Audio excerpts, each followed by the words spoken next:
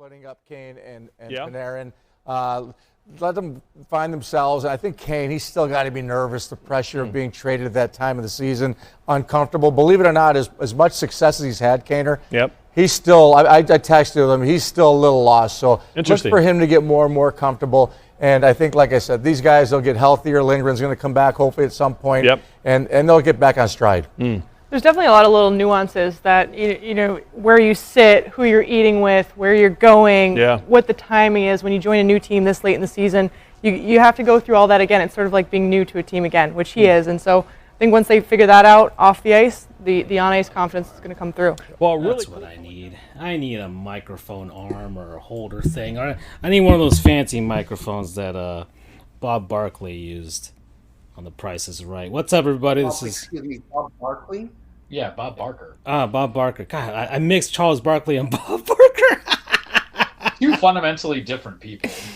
Oh, I do have though. to say, I just ate Charles. I haven't eaten anything all day, so my brain is getting the nutrients, and so it's not fully up there. You got them confused from two movies in the mid-'90s that are near perfect for sports. This is a sports show, everybody.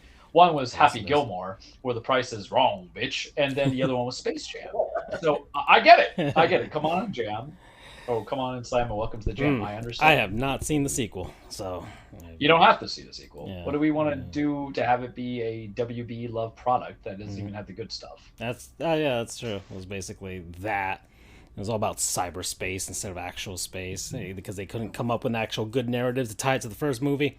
So there you go. I think surprisingly, with all the CGI they had in that movie, they didn't CGI LeBron's hairline. Oof, I'm sorry, I had to do it. I am one of the few people in this chat and probably in the internet that doesn't attack LeBron. But listen, my he got hair plugs. He's gotten hair plugs lately. He's gotten hair plugs. Guy's attractive, even if he had like as long as he doesn't have the horseshoe. Yeah, which is the scariest way to go bald. That's what I fear. But our love KD, he's gone with that look, and you know KD's kind of patchy. Yeah, but he's gone with that look because he doesn't give a shit, which is also a nice, admirable quality. So, okay, yeah. So it's Sports Gives number 164, everybody, and guess what, guys? We're sponsored once again by Factor 75. You know, you click on our link, you go, get some food delivered straight to your doorstep, nice, convenient, right, for the gamer in you, for the sports fan in you, for the tired human being that's leaving work and just don't have time to go to the supermarket. But guess what? There's something waiting for you right at your doorstep. It's from Factor 75, same people that do HelloFresh. It's all the ingredients right there. All the instructions, right? Nice servings and portions. You just follow the instructions, and boom, you got yourself a nice, nutritious meal. And y'all, just type in our code. It's up on the screen, or head on over to the link, 50% off, and then have yourself some good food. All right. So I think that was 2 minutes, right? Oh boy. So Andrew, how are you doing? I haven't heard from you. I'm pretty good. How about yourself? I just ate, but I've been in a lot of it. That sounds like the worst thing ever. I don't want to tell you how I really feel. Don't ask me. I just feel like I've been looking at new selections. I was at work, and I just feel like I may have to start working way past what I have to because I need to get some stuff done. But anyways, that's another thing. But regardless, the game is going to go down for next couple weeks. But I just ate. I ate arepas because I'm Venezuelan, guys. If you guys don't know, I am Venezuelan. That's the only thing that I've ever been. How about you're Puerto Rican? Dominican. I've been jumping bandwagons like Andrew in the NFL. Yeah. Well, anybody who's just listening in for the first time, if you didn't listen to the first 163, not only is that a hot button issue for Andrew, it's usually me who makes that, not Francisco. So Francisco, finally picked a side now. Well, hey, look, I've accepted the 2017 national championship as legit. So, but yeah, that's fine. So there you go. But besides, all those UCF people are starting to take over the sports media. So they're going to be our overlords at some point. It seems like everybody's on TV. Degrees. Our boy Jeremy, so I'm always surprised. Andrew, I got to thank you for getting him on the show, because we're going to look back at this like 10 years later when Jeremy's like on ESPN hologram or whatever, and hosting First Take with the Stephen A. Smith's hologram, and be like, that guy was on our show, Because that man is going places, man. He's on the Heat broadcast now. Butler. That's all you need to know. He's they're interviewing my husband. Like, it's great. My husbando. So gosh, it's 164. I gotta figure. Okay, well, sports is happening. The World Baseball Classic is happening. It's like the only sports thing I've actually paid attention to lately. You watched the Heat game. I did watch a Heat game. I watched the end of the game against the Jazz last night. It was actually close. It came down to the wire. So I was a little scared on that. So yeah, but the Magic had the ball for the final possession, and then final-ish possession, and they couldn't convert. The Heat could, got fouled. Boom, got their nice little 4-point lead, and boom, it was over. So that was good. They interviewed Kevin Love after the game, and so I actually watched an NBA game finally for this year. So I'm finally getting back. I'm gonna get back into the groove of that. I've been kind of trying to get while I'm gaming, have my secondary laptop on the side with a game of some sort. So I put on the Heat game because there was no World Baseball Classic game that I was interested in or playing at that point. So I watched that. But I've been watching a ton of WBC games. So sheesh, I even watched the ones that were in Taiwan and Japan, like late at night, because I'm up anyways. And I mean, some of the games have been pretty good. I mean, the most hype was we're in this. So let's talk about this World Baseball Classic. It started. It's happening here in Miami, so not too far from me. Okay, what were the allegiances, guys? Andrew. Andrew, your allegiances for the WBC. It's all Israel, man. He doesn't even. Israel, and of course you can't forget United States. That's a second. Bro, that's a lie, because I don't think anywhere in the chat we were talking about the U.S. support. We were crapping on it, weren't we? I've been flip flopping depending on scores, but yeah, because Andrew did ask me what my citizenships are. I guess I have tri-citizenship, but 2 of them are iffy now. So if you know what I mean. Yeah, well, it's not that you have been outcasted; you're just not allowed back. It's basically, it's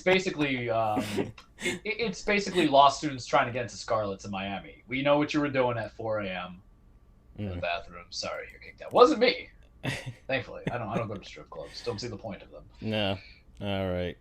But yeah. So, but I mean, Israel, because I'm Jewish, of course, as everyone should know by this point. But again, I am an American. I was born in the United States. I am an American citizen. I'm not an Israeli citizen. I can be at any point if I go there. But as of right now, I just have the one citizenship in the United States. Wait, so you just have to go? You just have to land there and they just give it to you?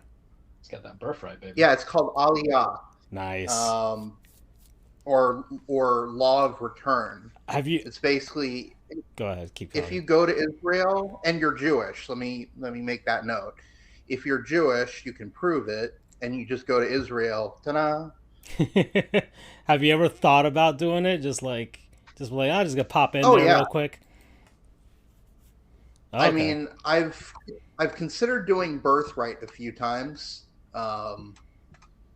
which I'm not sure if you guys know that, but it's a program for basically kids in college through. Right?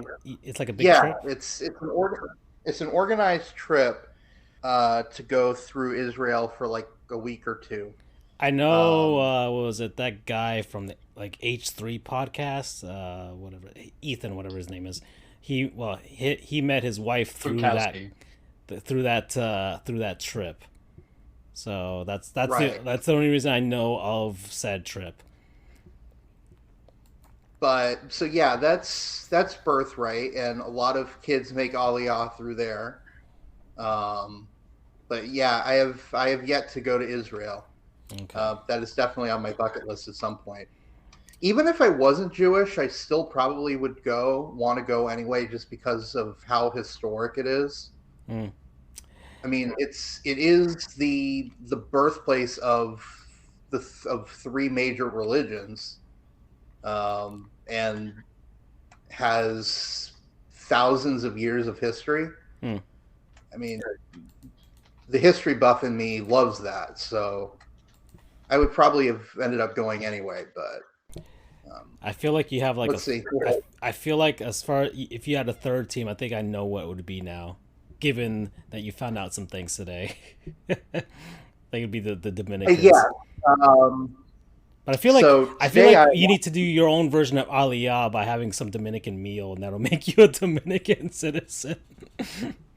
I have so much to say on this portion. It's like it's one of those things. I'm like, do I do this? It's not smart, but I have comments. Oh no. So, Right. I mean, You can't just suggest a random bandwagon a country, Francisco. Damn it, we're trying to break that habit. Oh. Let me say this. I have before I used to be neutral to the Dominican Republic, but now there is some affinity for the country. I still wouldn't root for them over the United States or Israel. I hope they get to have the crap beat out of them tonight. Not that it'll happen, but I'm no longer Switzerland to the Dominican Republic. Okay. This is fantastic. Please tell me more. Okay. What more? There's nothing else to say. They're honest to God isn't. An appreciation for I what they did. appreciated what they did for my. I appreciated what they. They're not my ancestors technically, but I appreciated in a way they are my ancestors. They're certainly my very extended family. I appreciated what the Dominican did when literally no other country would let them in. So, yeah, and so yeah, WBC happened. My allegiances, okay. So, yeah, I have 3 citizenships, I guess, but primarily the U.S. The Venezuelans, sure, it'd be nice to see them win because they kind of been the butt of the teams that should be good, but they're not. For the last few tournaments, or since this tournament began, because they haven't really gotten out of the second round, I think, and so this year they're actually, it's not they haven't taken seriously, but they are really serious this year to try and win the damn thing, despite all the shit that's going on in the actual country. The players, for the most part, as far as I know, are kind of separated from that, so they're that's fine. I'd be cool with it if they won. I've been eating arepas in celebration, sure. Actually, I'll probably be doing that anyways. And then the third team was Nicaragua, but for certain reasons, I don't fuck with like half the team because of certain that team is not based on talent; it's based on political favors and stuff like that. The only guys that are actually there for talent are the guys that are actually in minor leagues. And one of the guys that did pop up and was there was like a 20-year-old kid who got signed by the Tigers because of his performance in the tournament. Recently, so this dude, I think his name is Duque. Yeah, not to be confused with El Duque. Probably named after him, most likely. That wouldn't surprise me because he's 20s. That would mean 2002. That's kind of toward the tail end of Hernandez's career, right? Or his reign of actually being good on the Yankees. Before he was casted out.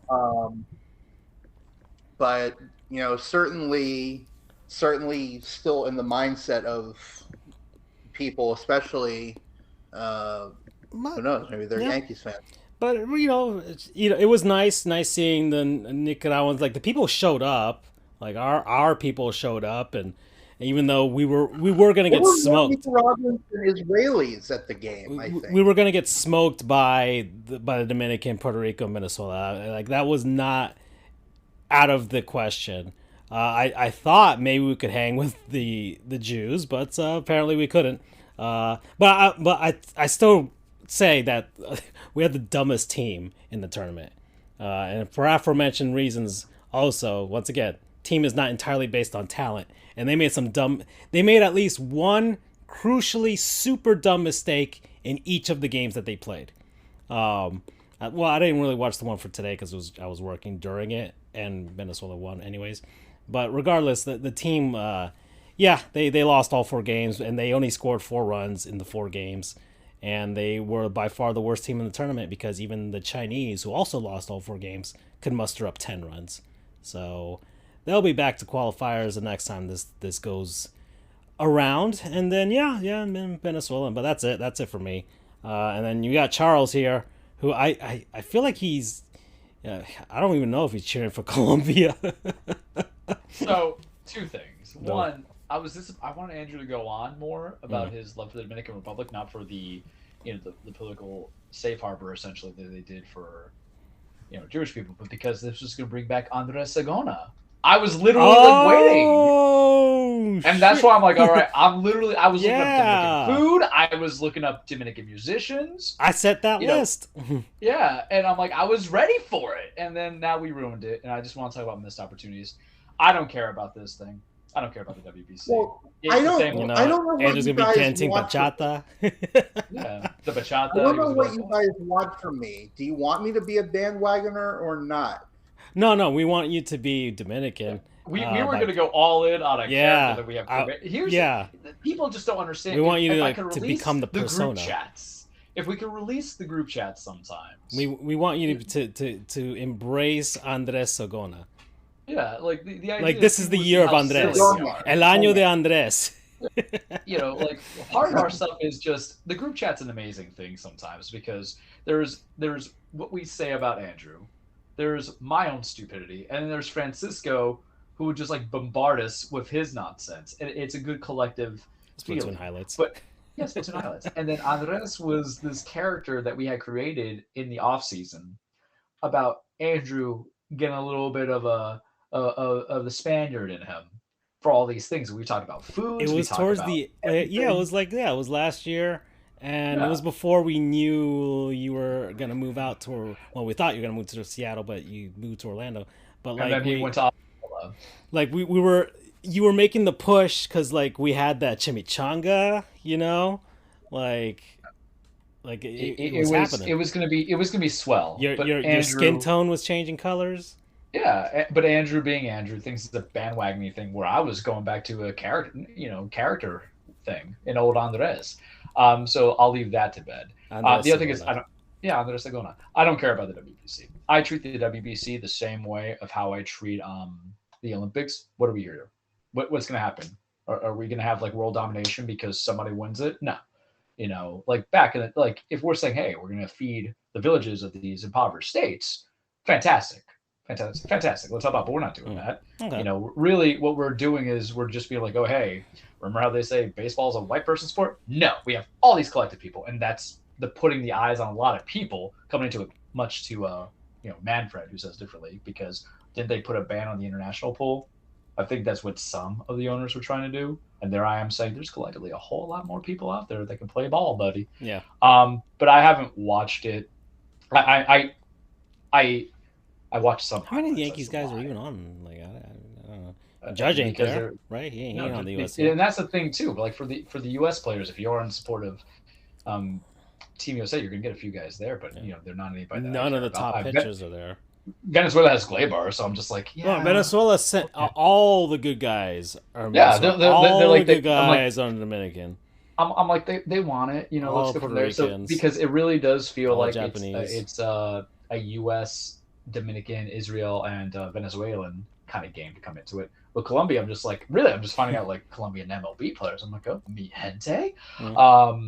But to me, all these things are always silly. It's always going to be silly. It's almost the same way of how I feel about FIBA, but actually I think there's better players in the international basketball component of things than I do when it comes to Yeah. Really? I mean, I know it's gotten better. That's for sure. yeah. Well, the thing is, basketball really is legitimate global sport. So let me rephrase this. Yeah. Because maybe it's go like from there. like second compared to like soccer, right? It'd probably be number two. Compared to soccer, yeah. Team sport, yeah. We don't even follow soccer up in here, but I will tell you that the international pool and variety, it's the variety. Where it'd be soccer, basketball, heck, even hockey would be third before baseball, I think. Yeah, and then the Heat took Jovic, not Jokic, Jovic, and these guys are coming out 17, 18 with so many years of experience in the pros. I think they have more fundamentally ready players, and is that not what we want? Because do you guys remember who won the last World Baseball Classic? Not counting Andrew because he's got to be the Hermione of the group. I do. Oh, who was it? The U.S. Yeah, that was a big thing. You know, they were they cared. That was 2017. It was. What have you done for me lately? Which will lead to a different argument. But I have like no investment into it. And the pandemic happened. But the idea for me, it doesn't have much of an investment. You know, you're not getting the full squad of rosters coming into it. What I would like, you know, it kind of feels like the Chappelle Show racial draft. Put in a pool of everybody, and I want to see which each qualifying nation would pick. It would be fantastic. Let me have that. But what is the real, like, Grant? Is it because we want to talk about because this is the dead season of sports for nobody who doesn't like basketball or hockey? Because that's what it feels like for me, and to get you hyped up for spring training. But I don't care. Like, to summarize my very long tangent about why the WBC and the Olympics are irrelevant to me and useless. Sure, go Colombia. I don't care. I don't really. I don't remember the exact argument I put in the group chat about the U.S. in the WBC, but whatever I said in there, keep to it, catch to it. Oh, it's because we were gonna have the 1990 fanny pack people, right? Was that it? Like they were gonna have the blue jeans, the shirt tucks in with the Bush beers, talking about, you know, that we beat everybody in the World Baseball Classic. Was that it? Maybe. Good times. We should release the chats for people. Oh boy. So anyways, so the tournament's happening. Still, Venezuela's undefeated. Japan's undefeated. I think those are the only two undefeated teams throughout the tournament so far. And then some games happened today. I think Colombia lost to Canada today, like 5-0. Oh, what? We lost to Canadians? Yeah. That's why I can't support it. Whatever nationality I feel, you know, feel connected with. And you lost to the Brits. That's true. Yeah, that's also There's like true. Panama Canal. Yeah, I don't care about that. I'm not like I'm that was the U.S. stuff about the Panama Canal. My father's from Colombia. My mother's from Argentina. I was born in Jackson Heights, Queens. You know, I'm like, Some people trying real too hard sometimes. Like, yeah, that's me. I'm like, dude, what? Like, you know, you've been in the U.S. for like 5 generations. At least Francisco and I have touch points, like legitimate touch points, in comparison to some people I've read and heard. I'm like, yeah, okay. But be what you want to be. That's fine. All right, but yeah, it's fun. You know, it's been a fun tournament. The stuff here in Miami, sheesh, man. I told you, I put it in the chat, man. This is the one good thing Jeter did, was bring this tournament all the rounds here in Miami. That's the one good accomplishment that he did here. The only good thing that happened, because all his fucking draft picks have flopped at this point. So it's fine. You know, we're good. The Marlins have probably made more money and had more people at the games this month, this past like 3 days than they'll get for the rest of April. Yeah, I mean, so that'll be fun. But man, it just gets me thinking how, man, the Marlins can just get good. I'm not saying it's going to be 35. That ain't happening this season. I saw that payroll. Well, the payroll and the NL East. So does Kim just hate you guys? Like, I feel like the last 2 seasons she's been picking up like project players and guys that I don't know, like she's guys with like been Philadelphia 76ering it in baseball. I don't know, no, because we have we just traded for the AL batting champion and stuff like that. We got players, but the team that they're assembling is not flashy at all offensively. And as far as like the big, you know, the big dongs and that type of thing, like the Phillies do, because you can't in Miami. The freaking Lone Depot Park is just massive. It's a massive ballpark. They try to shrink it, whatever. They shrunk it as much as they could. They need guys that can like put the ball in play, line drives. Just literally have to do some old school style baseball in order for this team to win with that pitching. So that's really the only thing that they can do that can probably set themselves apart from anybody else in the NL at this point. But everybody's projecting like 77 wins. That's fine. That's probably it's an improvement, really. They haven't really been that good the last few seasons since the pandemic anyway, so that's fine. I'm not expecting much. If they get like 80 wins, that's a pleasant surprise to me, honestly, and that's still a losing record. But anyways, that's the World Baseball Classic. Spring training's happening, and I don't know anything about that. And then there's I've been keeping track of the Panthers lately because they are in a wild card hunt for the final spot, but haven't really paying much else attention to hockey lately because I've just been enthralled with the WEC. It's been fun for me. It's like the last fun sports thing I've seen since like the Super Bowl. Well, I think that's a good thing because you're actually finding your passion into the sports. Because there's always that concern of how long is too long to be a sports-only podcast show. Francisco was feeling very out of it. Yeah, that's true. No, it lit up a spark in me for sure to actually be like, hey, I guess we can use this sports show to talk about sports. But this sports show ain't just about sports, guys. Sometimes we just talk about shit that we like because that's kind of it's been an evolved sense. And you know what's one good thing that we do like is Factor 75. You know, guys, it's food. We like food. We talk about food on this show all the time. Right? This is some healthy stuff too, not stuff that his doctor's been telling him not to do. No, this is stuff a salad.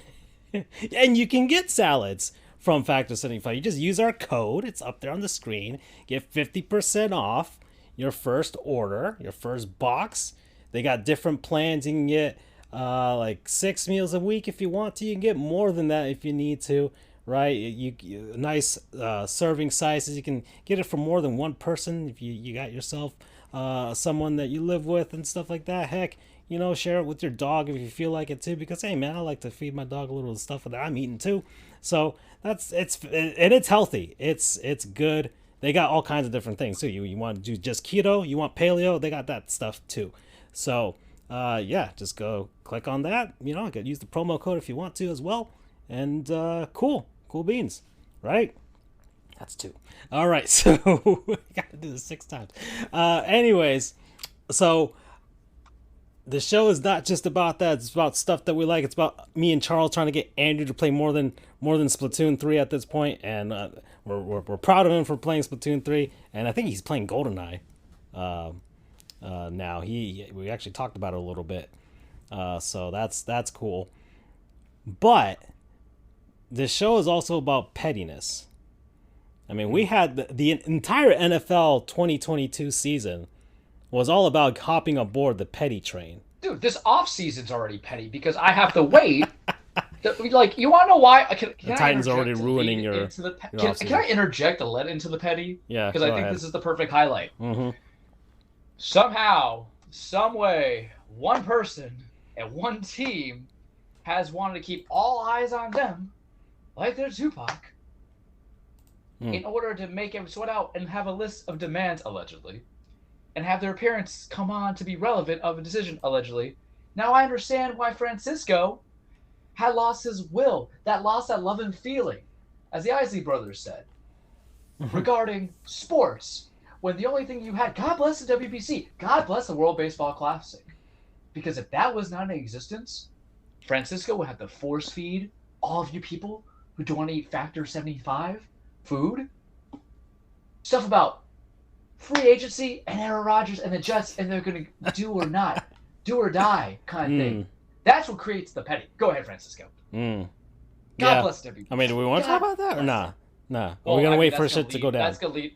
He might be an annoyance, so, leading into the petty, so we can hold that off in a little bit because no trade has happened. So what's the point? Yeah, exactly. We'll wait for it to go down. He's going to be a Pat McAfee show, I think, tomorrow. That's already been it's gonna be pipping up. He's basically doing his South Beach stint that LeBron did, but for whatever reason, he's not gonna be criticized as badly. Yeah. Understand the polarity of sports, kids. Just saying. But I will defend him on one right. You have every right to determine whether or not you want to go play for the Jets, which is all just fluff and buff, man. Like, listen, that team wants to tell you they're as good as they think they are, but they're not as good. So, Aaron, hear me out. Follow us on Twitter, Charles the True, FJOJR, Dan Frijoles, Sports Goofs. Don't go to the Woody Johnson one. I'm just telling you. Retire or save the Packers. Go ahead. Yeah. Mike White's with the Dolphins now, so. I will say this, though. Yeah. I will say this, though. When Aaron Rodgers goes to the Jets, just know that the following things are going to happen. One, he is going to eventually end up in Minnesota. And two, in about 10 years or so, we're going to find out he was siphoning off TA&F funds to build a volleyball court for his daughter at the University of California. Yeah. Market. UC Berkeley, right? Is that right? I'm not even that petty to say he would go the Brett Favre route. I think Aaron Rodgers probably, like, aside from being a little crazy with immunizations, I don't think he would try to... A little crazy. I mean, listen, who's more crazy, though? Brett Favre or Aaron Rodgers? Like, right now, before we go into the petty, let's settle this debate. Let's do this. A man who had to have Brad Childress, of all people, try to hype... Brad Childress looked like the boss that fired Mr. Incredible from a Pixar movie. Try to convince him that coming back to Minnesota for one more time after getting his chest caved in was worth it, and then defrauded the entire state of Missouri, which is already a notoriously poor country. Mississippi. I'm sorry, man. They're all poor. Poor state that is Mississippi. I don't listen. I know he's dead, but I'm gonna say now I don't revere Brett Favre the way John Madden did. So where he lived and where he defrauded is in between to me. But Mississippi and defrauded them and just basically took all that money to put into other things. Or is it that, like, Aaron Rodgers with his crazy immunizations because he didn't want to look like the bad guy, and then really, like, the biggest sin aside from that has been just being overrated in Charles's eyes. It's a tough call. And also, Brett Favre did try to, how do I want to say this delicately and professionally and try to go lawyer? He was basically sending dick pics to somebody that didn't want them at the New York Jets. Yeah, people. So if Aaron does that, then you were definitely on the right train of things, understandably so. But if I had a view for crazy immunization guy, and I don't think, does anybody ever look at Aaron Rodgers as the proverbial role model, the way that people looked at Favre or even how they look at Manning Brady? I don't think that was ever there, right? To me, at least. He's wacky, but when you have politicians who were State Farm probably commercials, I don't know. It's just when you have politicians who were trying to say that they're immunized and all they did was put preparation H pills up their bum, he might not be far from the norm. Yeah. Versus Brett Favre, who, aside from selling copper sleeves that probably don't have a lick of copper in them, and they're just regular plastic wraps, defrauding the state of Mississippi. And the poor people would need those things there. I don't know. He has to really follow that resume. But like everything else, he has to follow the hyper Brett Favre. Okay. Ran over. Go ahead. Okay. So it's March. So that also means March Madness. So the tournament bracket's out. I have one dog in this tournament, and it's FAU of all teams. And Charles does too, basically. And of course the Canes are in there too. Gonna get slaughtered. So there you go. And then UCF didn't make it, I'm going to assume, and FSU didn't make it either. No. Right? I don't think FSU made it either. No, FSU was like 3 and something. Yeah, they were awful this year. So there you go. But it also, the World Baseball Classic is happening, and we got tournaments going on, sports tournaments, and if this shows. We've had different things, like we've had the handsomest coaches across the leagues. We did that theme for a year. There was something I wanted to do as well with regards to that, but I don't think it's the time right now. Don't think it's the time. But the time is March Madness, and I feel like we could do something. And last year was all about the petty train in the NFL. And Charles I forgot what you were mentioning in the group chat with something about being petty. But World Petty Classic, I think is what I created. Yes, this is the World Petty Classic. All right, where we'll each pick a thing that we are petty about and see what's the most petty thing that that we're against or something like that. And I guess it'll just be more like debates than anything else to try and win everything, to see what's like the most annoying thing, most like a justified thing that we were petty about. I guess that would be what I mean. Is that the structure that we want to go with? What's the most justified thing that we should be petty about? Is that similar to the annoyance thing that Andrew was propositioning, or is that something completely different? I mean, I think because it was not clear. All I saw was Andrew doing Big Rant, and I just kind of like ignored it because I knew he was going to explain it better on the show to me. But Andrew, is that what you were saying? Is that you want to do a bracket of annoyance or the bracket of the petty? Well, you were the one that came up with the idea initially, so I'll defer to you. Dude, well, I just say things sometimes. I think the World Petty Classic was just let us put in our best kind of petty, essentially. Yeah. Okay. And we just kind of bat it up. The annoyance bracket, I thought it was going to be let's make a bracket of things that annoy us. So what I would suggest is this. World Baseball Classic, let's do World Petty Classic, and then next show, because that's when March Madness is really going to be in effect, that's when we do the annoyance bracket. Is that fair to say? Okay. I like it. Okay. Man, do we have to come everything on the spot? Because, man, I thought we were going to do this over across 2 shows at least, Oh, I mean, we can. I just things, because I have not been following the WBC. I don't know how many series it is. I know what we're getting out of March Madness. Yeah. So I'm gonna let you defer how you want to start. All right, let's do the first pool today, right? It's not going to be that long anyways.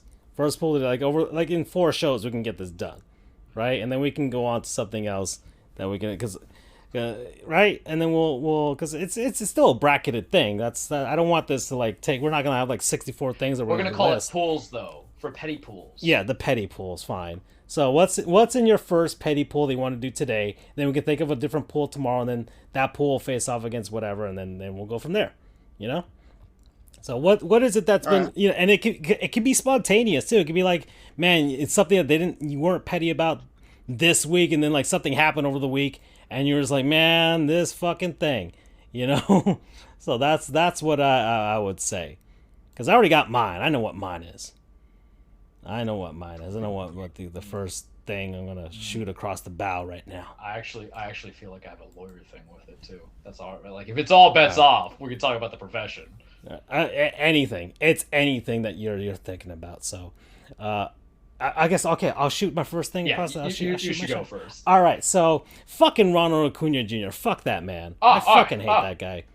Is your pettiness Ronald Acuna, or your pettiness is the hatred of Ronald Acuna? No, it's him, the human being, the person, everything that he is everything that I hate, and petty about, and fucking Braves fans he is. You're gonna look back at every Braves fan you guys already regret losing Freddie Freeman, because Freddie's the one you should have kept. Freddie's the one you should have kept. He wanted to stay, he didn't stay, and you're stuck with Ronald Acuna Jr., who's gonna burn you. By the end of this, he's gonna leave Atlanta on bad terms. I can feel it. I can see it. It's gonna happen. He already pissed off the Venezuelan national team, cause over the off season, he was in the Venezuelan Winter League over there playing there. He pissed off a bunch of Venezuelans because he was like, "Oh, I'm not gonna play for the Venezuelan team on the WBC." And then he went over there to play. People were pissed off at him for that. Every time he came up, people were booing him, even when he was doing good. Even people that were he was playing for that same team, those fans were booing him because he wasn't going to play for the Venezuelan national team. His family started getting into fights in the stands with those people, and then he was like, "I'm not playing for the Venezuelan Winter League for the rest of my life." Okay. And he was like, "No, I'm not going to play for the WBC team because the Braves don't want me to go." And then Miguel Cabrera's like, "Well, I'm the captain of the team, and Major League Baseball said they can't really stop us from going because it's a Major League Baseball initiative. It's their tournament. So it wasn't that.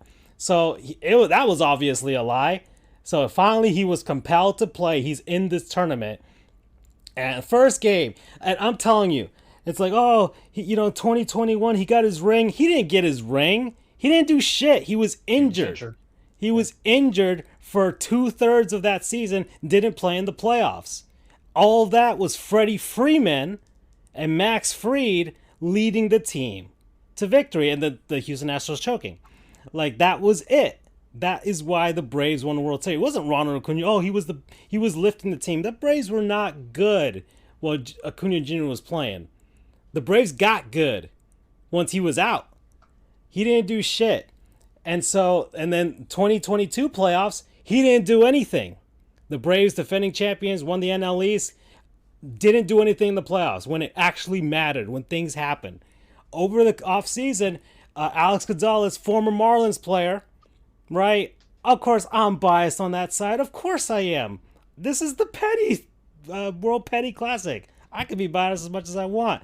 Alex Gonzalez like, hey, man, you didn't play, whatever. And then the guy trashes Alex Gonzalez's career, even though it was a 16-year MLB career. And I post something, because I'm in this fucking thing now.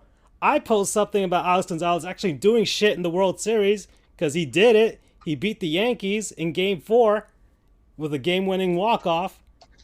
And Acuna was like, oh, he hasn't done anything in baseball. And I posted that after that as a response without even mentioning Acuna's name. And everybody knew what the fuck I meant, because every single Venezuelan came in to absolutely dump trash on the man. And it was beautiful. I learned new words because I've been improving my Spanish tenfold. But man, there were some new words I had to look up on Google, and there's things I probably shouldn't repeat on air because they were really bad. It was fun. Some new curse words, that's for sure. That was fun. And so WPC happens.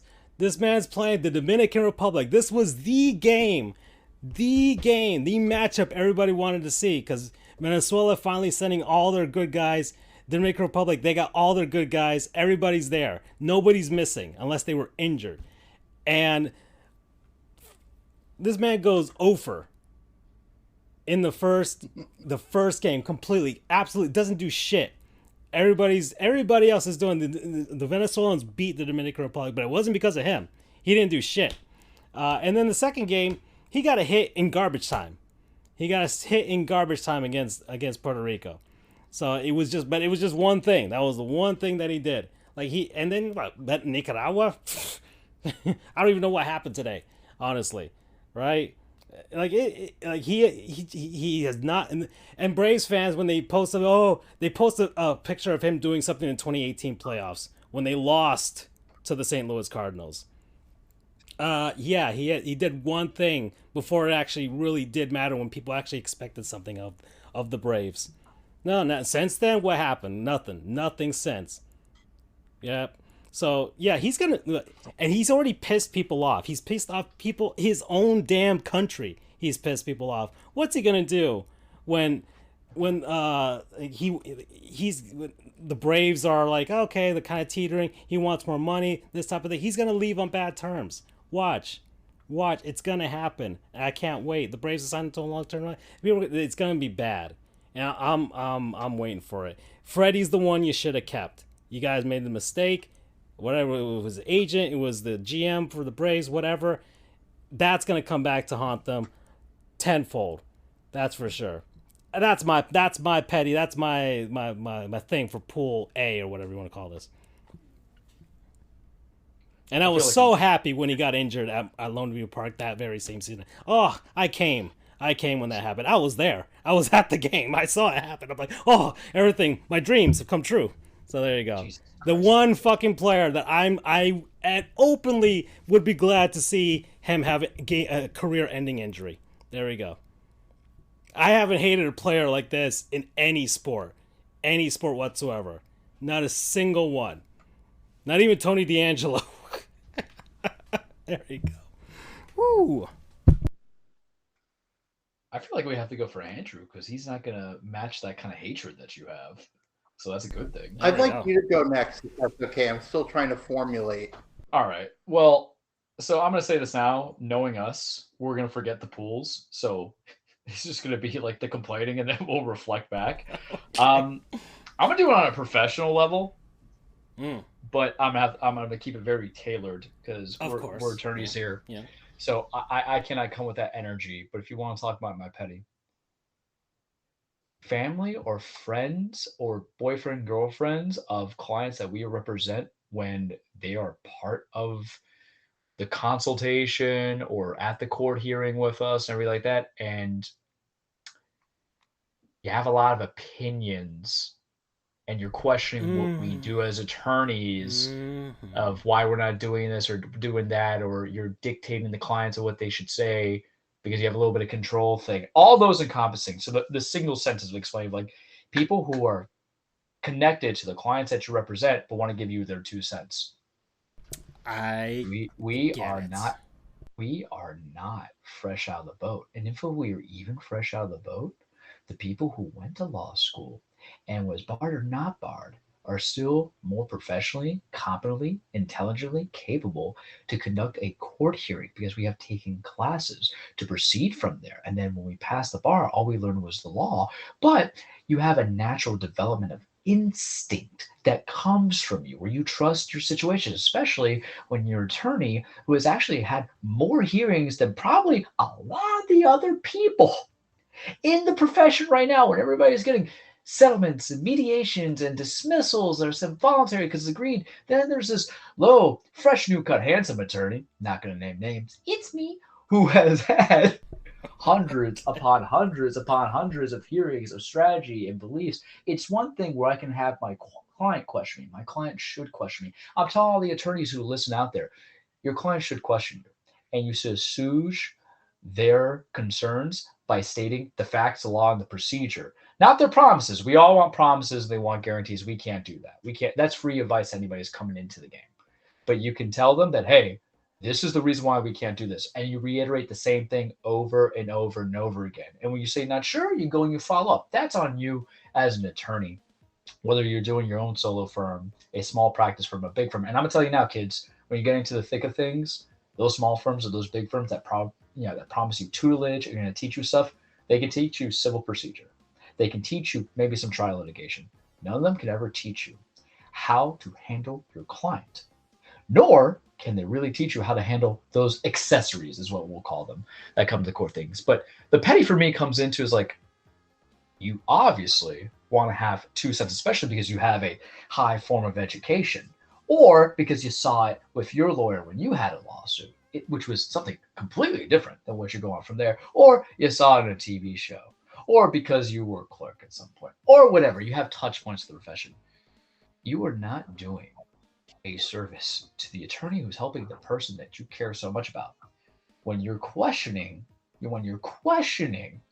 their competency, their education, or their planning of case. We can't tell you everything. Hell, I don't even tell my clients half the time what I'm going to do about cross or closings. Part of it's because I figure it out to begin with. With my kind of law and work that I do, I'm finding out a lot of stuff at first blush and formulate. But the other thing is that if I don't set that to my clients, I don't want to give them what the expectations of actually what might happen. And then when it goes against the result that they might be seeking, it breaks their heart. You have to do this for a little bit of TLC, I know, sir. But for you, Mr. or Mrs. Accessory, why are you bringing in that intensity? Because what happens is if you lose, and here's the thing about litigation, kids, the fans out there, the people who think about lawyers, sometimes probably like 80% of the cases that happen, you probably don't have a case to begin with, right? In many different, maybe not 80, that's too high of a number, but there's a good amount of cases where you might find that it's a winnable case, but when you see what the real practice of life is, you shouldn't even have filed at the clerk store, right? Going to their area. But it really also breaks apart the attorneys, where none of us here should be reflecting like, man, is it me? Is there something wrong with me? And then you realize it's not you, because that's the motions. That's always step one, where you're like, oh God, is it really me? Maybe I'm not looking at it. Maybe I have tunnel vision. I'm constructing this case the way I have to construct. And then part 2 comes down when you hear the person keep talking, and then it just reminds you of South Park, where Stan becomes a teenager, or not teenager, but he hits the double digits, and you see the stuff spewing out. Yeah. And then it becomes a thing where like, man, I really hope this case is over because I don't want to deal with that accessory anymore. And that affects your relationship. That could always affect your relationship with your client. Well, I try not to. I don't think Francis would try not to. Andrew doesn't try to do that. But it's something that I'm going to be petty about, because why? This is why I tell people, don't bring anybody, don't bring friends, don't bring family. It's an emotional safe. That's fine. But because you make me twitch my eye a little bit. And I could treat my client nice, but because my client might care about you, I can't bear the teeth that I would if we were in the street. You know what I mean? I don't want them to suffer enough as it is. But man, you be petty. If it was my way, ooh. But that's my complaints and grievances. That also probably serves as annoyance as well. But the pettiness of like, y'all don't need to be there because y'all ain't that level. Y'all ain't him. Y'all ain't her. Ease up. Okay. Yeah, I feel that in my soul from all these years now. Oh man, Andrew, how about you? From what walks of life? What has been? Show us your petty. Yeah, exactly. I feel like that's whip it out. What I'm going to do is I'm going to intentionally save the best for later. Save the best for a later pool. All right. But you better hope that. Yeah. Okay. Yeah, that's right. I open with my opening. I'm going to build up. I'm gonna build up to this. So, my petty is with sports media, particular sports media. Yeah, yeah. They're not. I mean, they're not the 30th. We're the 37th best indie sports podcast in the world. So yeah, not the Richard Nixon's a sports podcast. Yes, yeah, exactly. I mean, there are so many things that I could be petty about with them, but one in particular for me strangely stands out. And it has to do with, you probably guessed it, UCF. Yeah. I was at Stephen What it is some media, some sports reporters, some media, and even just the whole, not even just individual people, sometimes it's the whole organization. I'm not even talking, I've gotten over the whole Central Florida thing. I've matured and come to realize that, it is the University of Central Florida.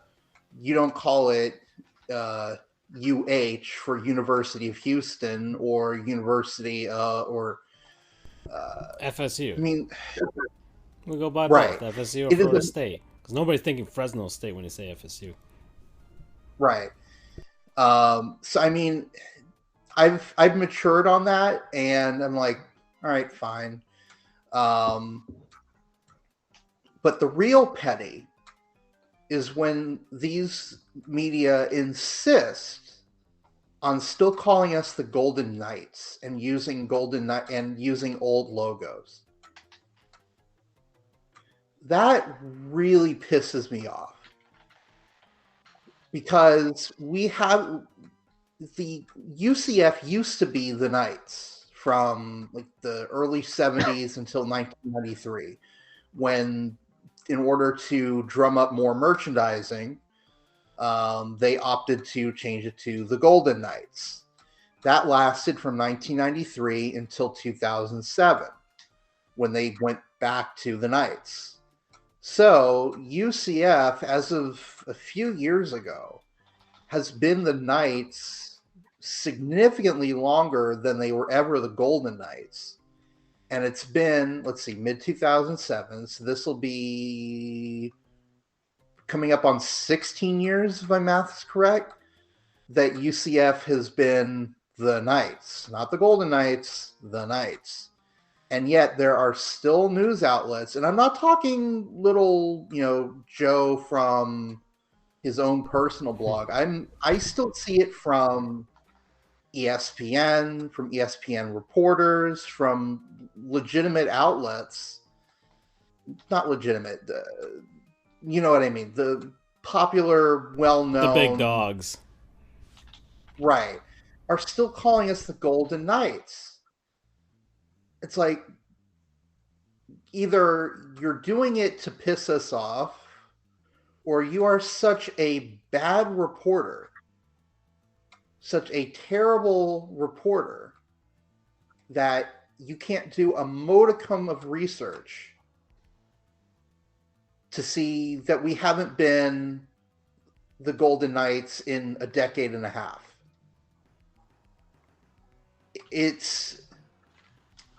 It puts UCF bias aside.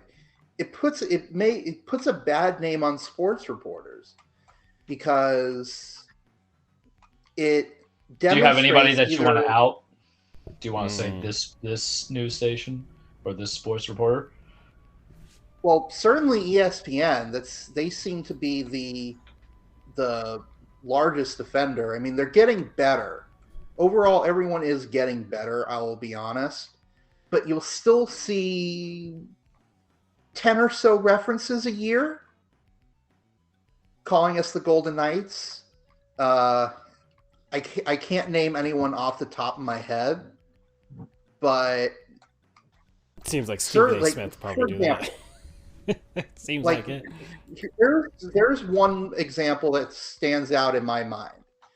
In the 2014 NFL draft, I think it was the Ravens drafted a wide receiver of ours, Rashad Perriman. Mm-hmm. And it was in the first round, mind you. So it wasn't like, not that it excuses laziness in the later rounds, but you would imagine that in the night, it's the big night. They take the longest time. They bring out all the celebrities and all that shit. You would imagine you would cross your T's and dot your I's on the big night. But no. And again, this is 2014. So almost 7 years. No. It's 9 years. It wasn't 2014. It was 2015. My bad. He was drafted in 15. 14 was the Bortles year. So he was drafted in 2015, and they, in the graphic for him, used the old Golden Knights logo. And again, this is 2015, so 8 years removed. And I took a screenshot for proof. This is good, Petty, because he went deep diving. He got the screenshots. Oh, that's since 2015. He's been saving. He's been jotting this down. It was unacceptable then. Here's what really pisses me off. Now I'm getting into it. The Petty pool. So take a swim. Florida State changed their logo, which, by the way, was a huge mistake. I'm fine with it. They had so many better options. They changed their logo in 2014. That's all they changed. They didn't change their name. All they did was they changed their logo and they standardized their garnet and gold. That's it. A couple of very minor tweaks. Everyone got the fuck on board right away. Mm. Within a year or two, everybody was using the correct logo. 2 years, and it was just a little logo change.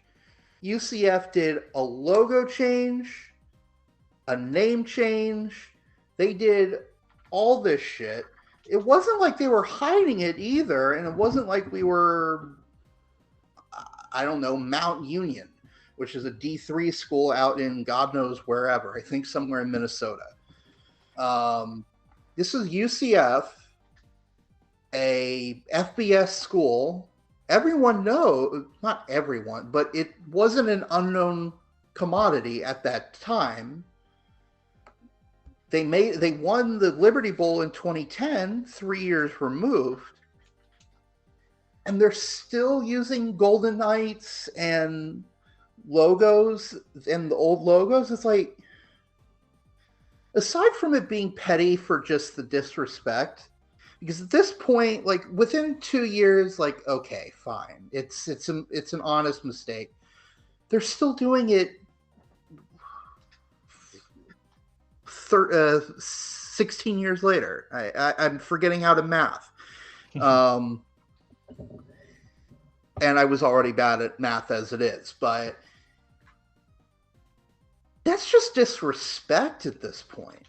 I don't care if it was intentional or not, but it's disrespectful that you didn't take a second. It takes what? Just look up UCF football da-da-da-da-da. It probably takes 10 seconds to pull up the Wikipedia article. You don't even have to go to the main UCF website. Just pull up UCF football. You'll see in 10 seconds or less that it's the UCF Knights. It's no longer the Golden Knights. It'll take you all of 10 seconds. It's not some laborious task. And you're still not taking the time. It's disrespectful either because you're doing it intentionally, and that's assuming the worst, or you don't care enough both for UCF and for your fucking job to take a second to make sure that everything is correct. I do that with the most I do that with the most basic shit whenever I edit a document for a lawyer, even if it's just a basic notice of appearance, even if I'm drafting an email. Sometimes I edit my family's emails.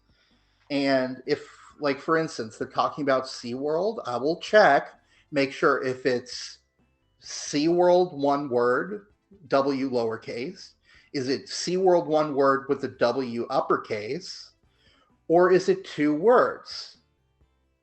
I do that when checking an email, not when I'm writing an article that you're going to be posting to Twitter and will be seen nationally.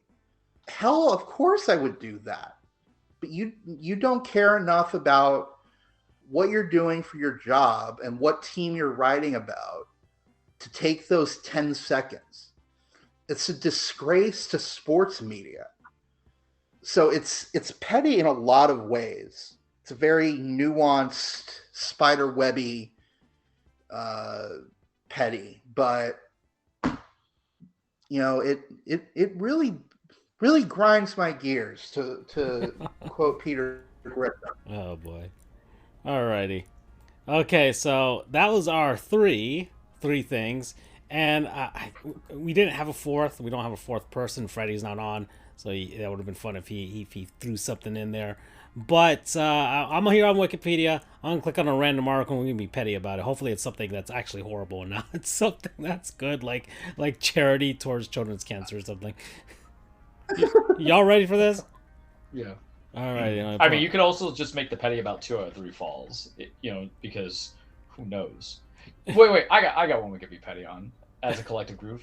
Okay. Not ordering Factor 75 for your delicious meals instead of coming home. This is literally could be it for the next 4 weeks. It's great. We could do this. Yeah. So that's true. It's the third time we got to mention it. I had to go between 2 counties today. You know what my lunch was, boys? Peanut jelly sandwich.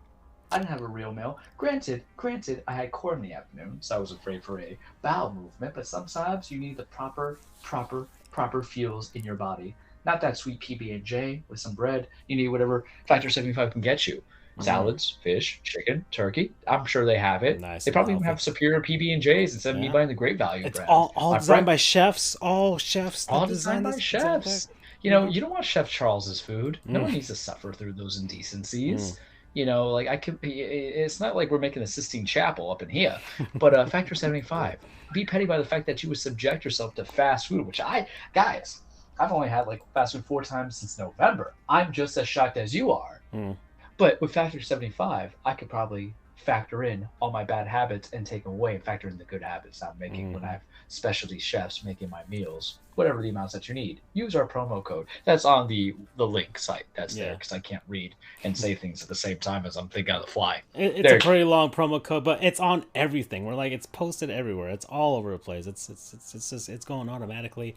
We tweeted it out. It's on the screen. It's on our descriptions. So they'll find it. It's there. If you're watching on Twitch, there's a little panel down there. If you go in the About section, boom, you can see it right there. It's the first thing. Click on it. You'll be directed immediately to there. So there you go.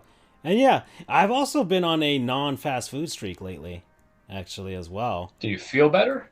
I do. I've been I was on a pub sub streak. So I don't know if it's healthier. It's healthier. We know what we mean by fast food. Exactly. When I eat a pub sub, I feel full, but I don't feel horrible. You're not getting high trans fats. Exactly. So I was on only because when I got home I just didn't feel like cooking. But lately I have been cooking. I've been buying actual meat and stuff like that, putting it together. But it'd be just so much easier if I could just go to, you know what? I should just get Factor 75 was just waiting at my door right there. I just pick it up and get the skillet going, and then boom, we're ready to go on the food there. But yeah, I've been on a night, and I've even thought about going to fast food places like I'm near, Andrew knows. I'm near fast food joints. There's Burger King nearby. There's a Wendy's nearby as well, and a Taco Bell for sure nearby. But I've been driving by, even though I'm hungry. Like today, I was hungry, and I'm like, and there was like a sliver, like a 30-minute slot that I could have gotten out of the office. Just gone to Taco Bell real quick and picked up something at the drive-thru. But I just thought about it. I'm just like, I don't want to do that to myself right now. I've been trying to improve my physical health this year. So I've also kind of I've been second guessing the fast food, and we love Taco Bell, man. That was like our thing for like a long time, like in 2019 or something like that, during the pandemic. So like but lately I just second guessing it. I've been cooking my own stuff. I mean, I made my own arepas and stuff like that, and just not really going for it anymore, man. It at 35, I have to start second guessing it now. Yeah, sure, maybe every once in a while, but I don't remember the last fast food thing that I had. I probably picked up like Wendy's when I was going to my parents' place, maybe like, close to like a month ago now, actually. My last one was like Taco Bell 3 weeks ago. Okay. And I was okay. That was fine. Yeah. I don't miss it, but sometimes you want it, but you have to be better. Yeah, no, and I've thought about it too, and I'm just like, and yeah, Taco Bell's not bad. I always get the the chalupas and all stuff like that. That's fine for me. It's and I don't drink much of the soda. I probably take like a couple sips, like 3 or 4, and then I honestly just throw it away afterwards. I have not been taking soda well at all lately. Not diet sodas, nothing. Like I can't go through them now. I just don't feel good when I drink them anymore, which is a good thing. It's a good thing, but I just don't feel like it, man. It's just thinking about it, man. Just trying to prove. As of course, I bought a Mega Stuff Oreo last time I went to go visit Andrew. I bought myself a pack of Mega Stuffs. Listen, we said fast food, not sugar. Okay. Yeah, but even the sugar, that was like the last bad thing that I bought. Cause at the I just looked at it. I'm just like, fine. But then like lately, I've been been going to Publix, all these things, and I just look at stuff and I'm just like, no, Avast, away from me, beast. So that's what I've been doing. Oh, we're at an hour and 8 minutes, guys. So that's a good word from our non-sponsors, people, places, things, concepts, what have you, that we've been enjoying over the last week. I started last week, so I don't know if any of you guys want to start for this week. Not sure. Let Andrew go, because I have to think for a second on mine. Andrew, are you ready? You got something you've been enjoying last week? Sure. Cool beans. Let's do it. Well, you touched on it briefly, so I'm just gonna go with GoldenEye. The video game. Good one. That's a good one. I beat that. I was a huge James Bond fan as a kid.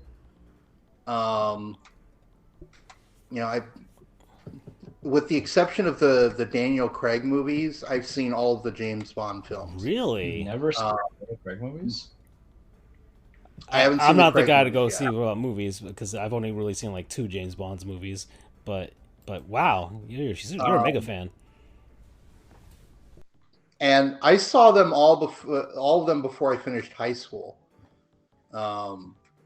So I mean, admittedly, a lot of the, we'll call it suggestive things in James Bond kind of got past me, kind of went over my head. Yeah, you were like 10. So like Like, oh, Pussy Galore. That's an interesting A name. lot of vagina. A lot of vagina. We're gonna get canceled. So And they said it on Austin Powers, all right? It was PG-13. We can do that. yeah, that was Austin Powers. We can do that.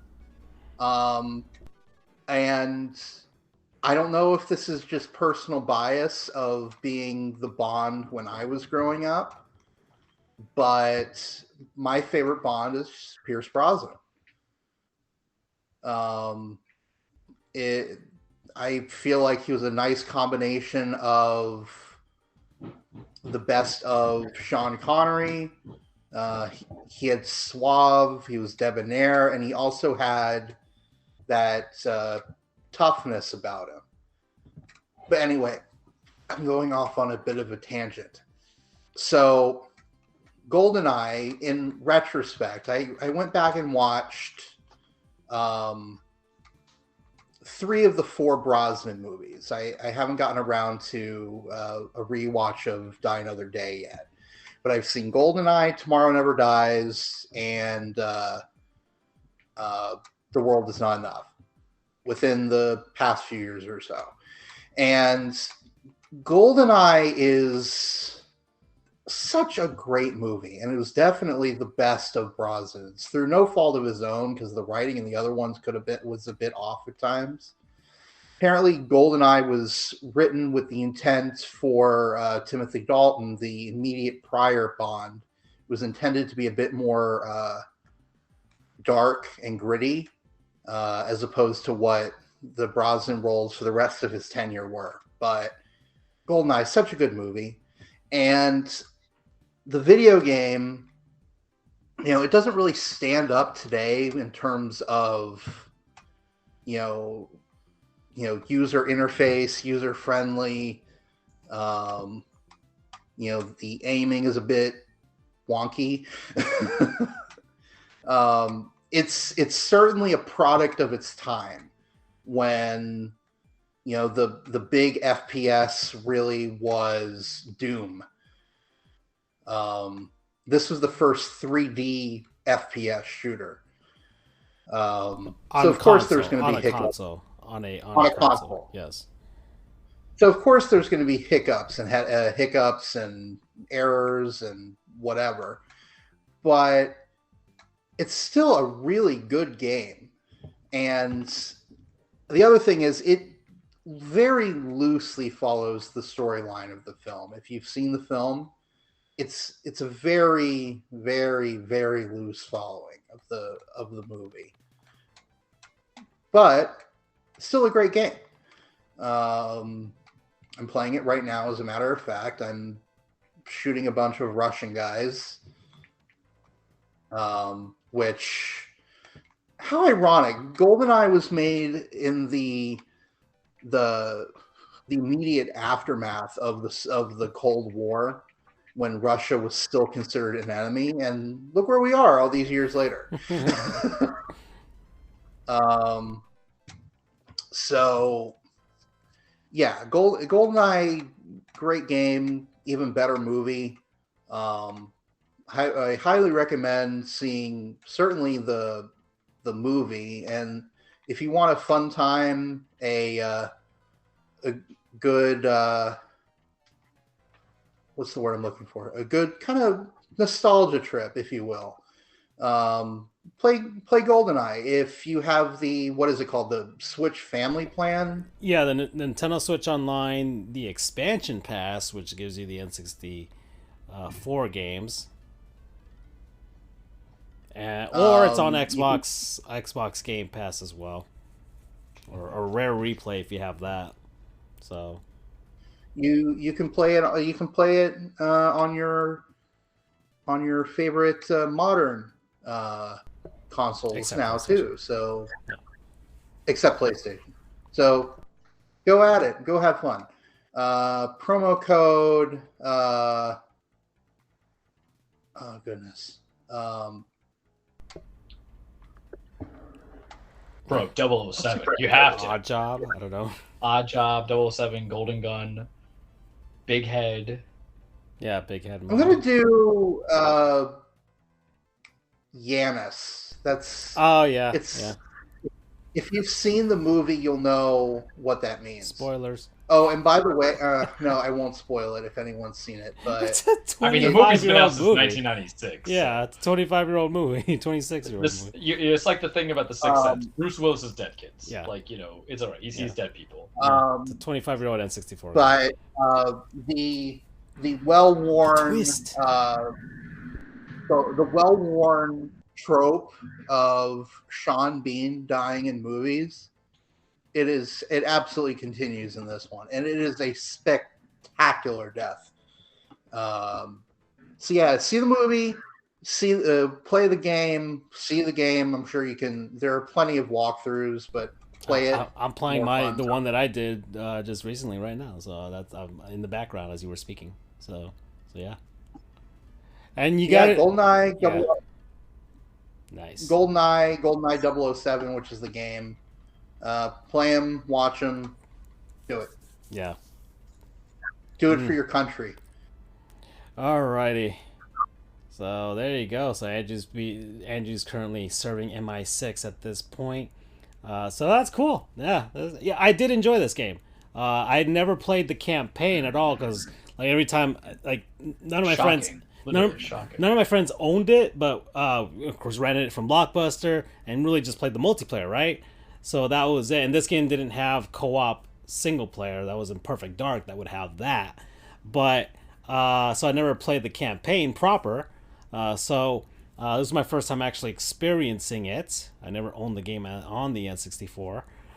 So it was fun. It was nice to go back and see like this simplistic style. It wasn't that Charles, you might hate me for this, but like I enjoyed this more than I enjoyed Titanfall 2, honestly. I mean, I don't hate you for it. Okay. Like, there's a reason why GoldenEye is a superiority. Yeah. I like Titanfall because I think it was rare to have a first-person shooter that's actually perfectly crafted for a sci-fi vibe.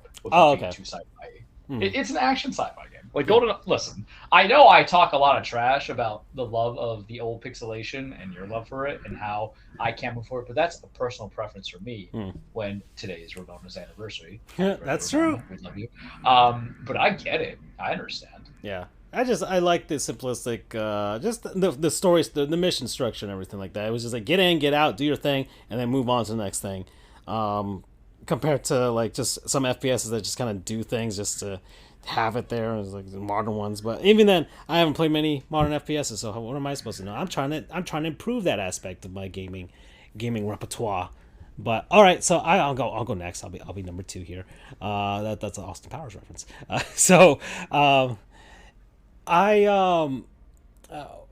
mean, it's been gosh, man, over the week, just I've been tired. I've been kind of just trying to pass time, especially with work and stuff like that.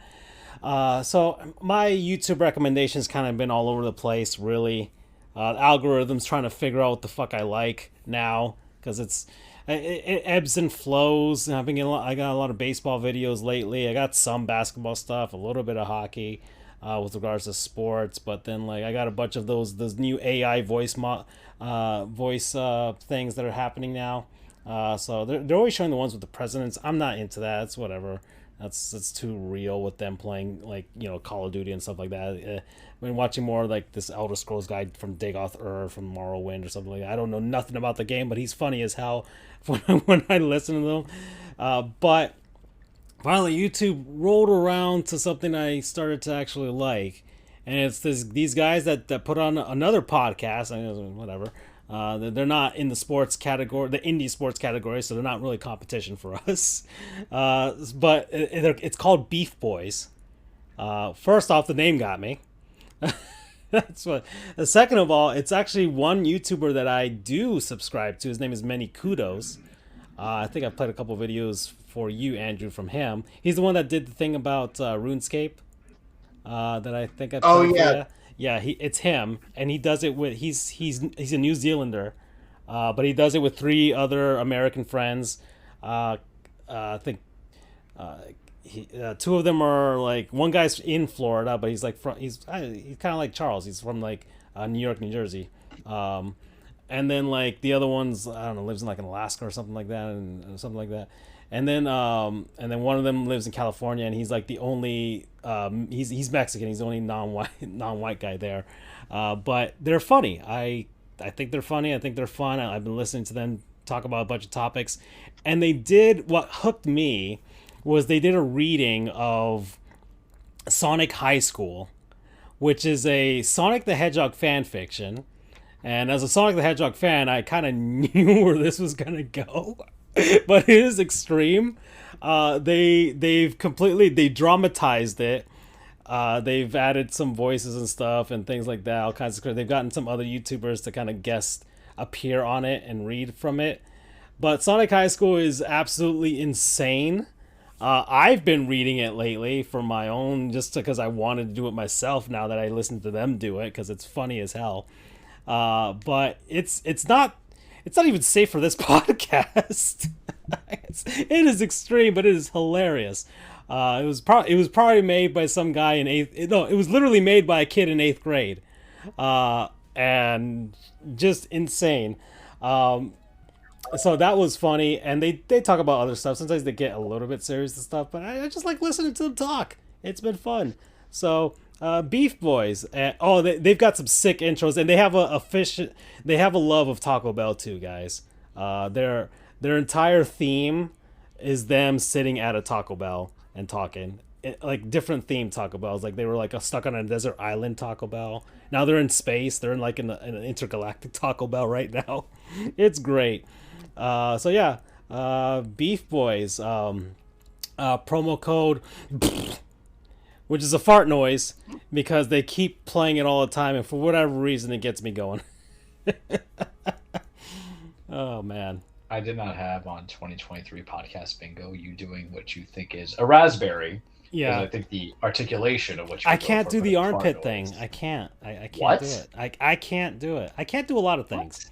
What? I can't do the armpit fart sound. What? I can't do it. I can't whistle either. Were you not a 5-year-old boy in elementary school? I was, and I can't do it. You just woke up and one day you were created, and then you were 7 years old. I can't do it. Andrew, can you do? I can't. I can whistle at least. I can't whistle. There you go. All right, so we're all a little bit of everything. Wow, this is crushing. So you're gonna laugh at mine because I really, man, between what I chose, I was thinking this and I was thinking Scream 6. So I'm gonna do a double. Go see Scream 6. It's fine.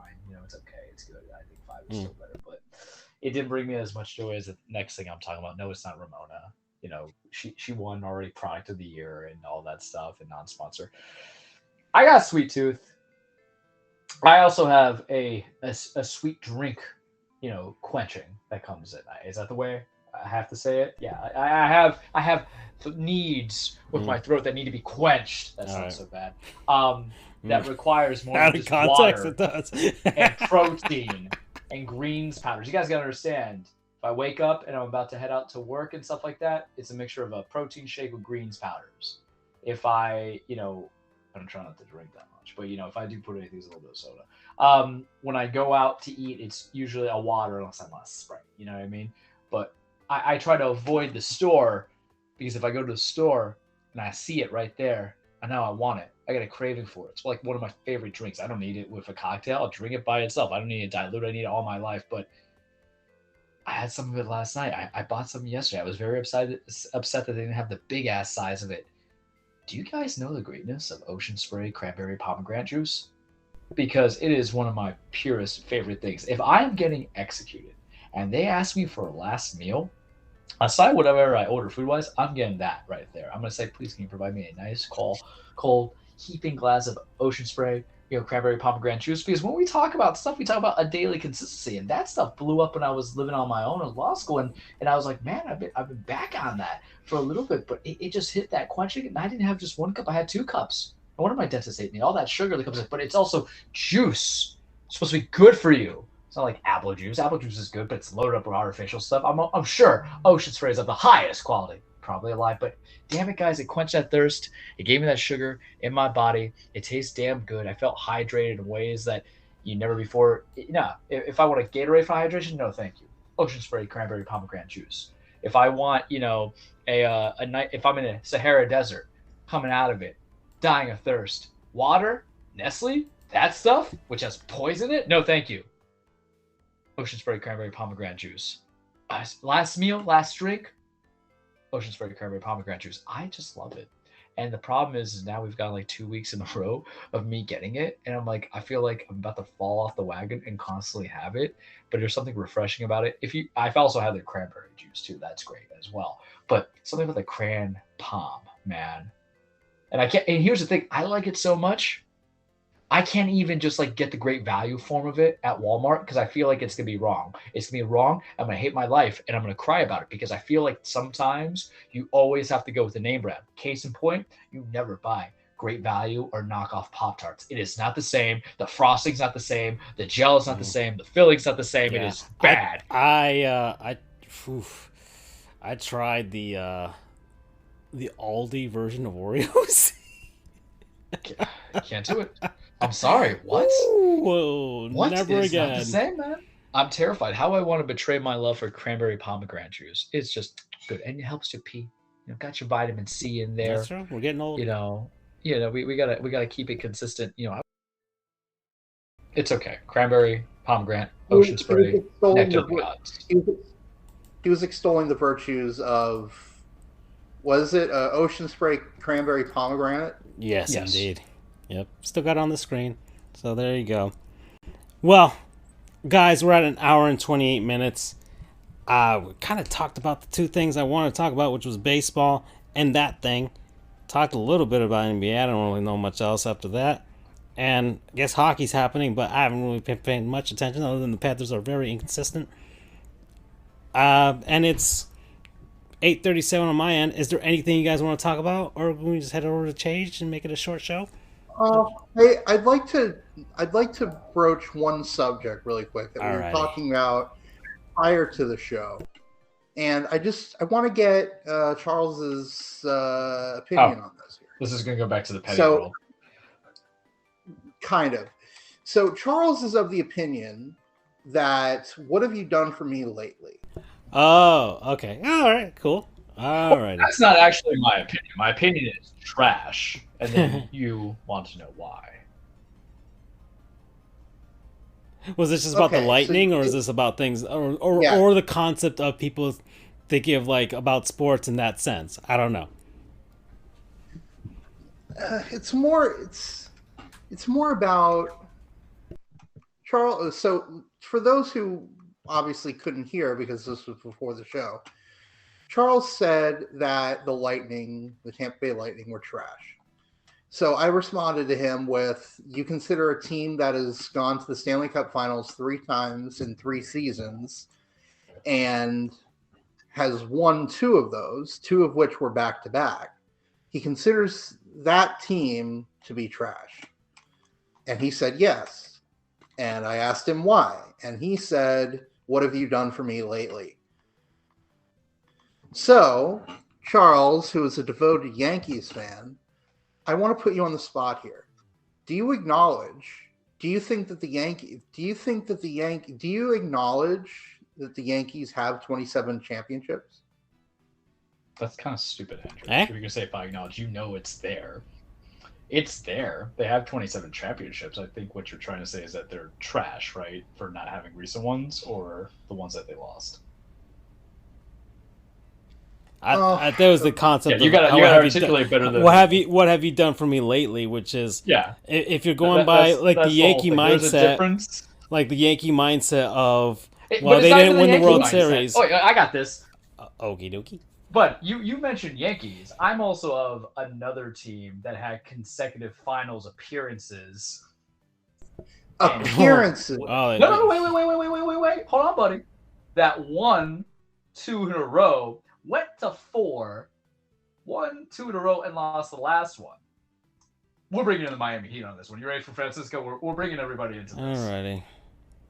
I'll start with Francisco's neutral thing. Francisco, do we? What year is it that we went where we lost in the final one? 2013 or 2014? It was 2013. 2014 was the last one with LeBron on the team. Yeah.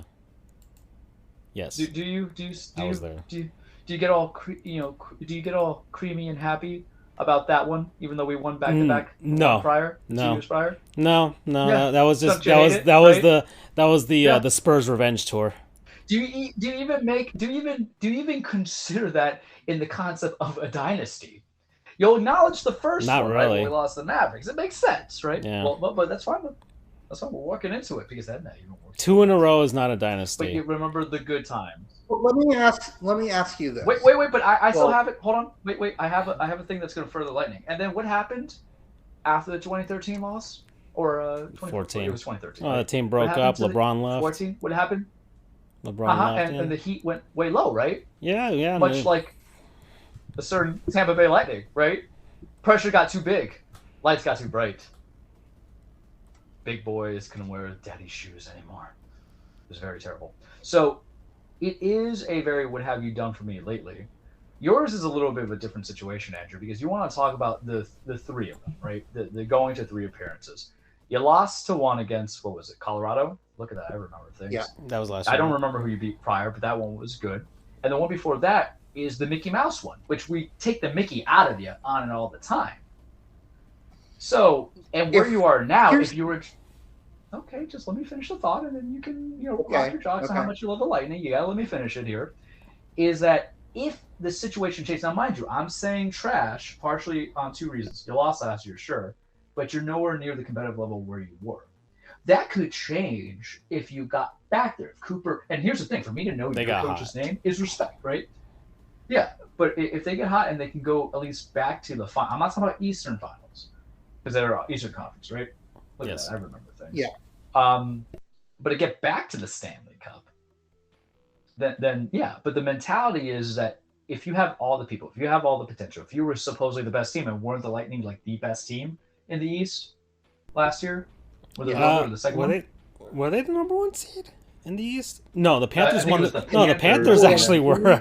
I keep forgetting because we didn't do anything. Yeah. But then if it doesn't, the Yankee mentality is this, and the Miami Heat mentality is this, and the fandom. We don't celebrate second place, and we have to forget about it as quickly as we can, right? And we can enjoy the good years, the great years, and that's why you put the big little heart on your marker on that calendar year. But I would say they're trash if you're telling me fundamentally right now that their season is hovering above 500. They're not known to be the best NHL team, which is the Bruins, right? Am I right? The Bruins are on a historic pace right now, yes. So when you're comparing where you were, where you are now, and what could possibly be, I think the trash thing is fine. Granted, if they finish above 500, that's not trash per se. They will. But all much ado about nothing, because if your fracturing just doesn't get you anywhere and you're bounced out of the first round, maybe it's that.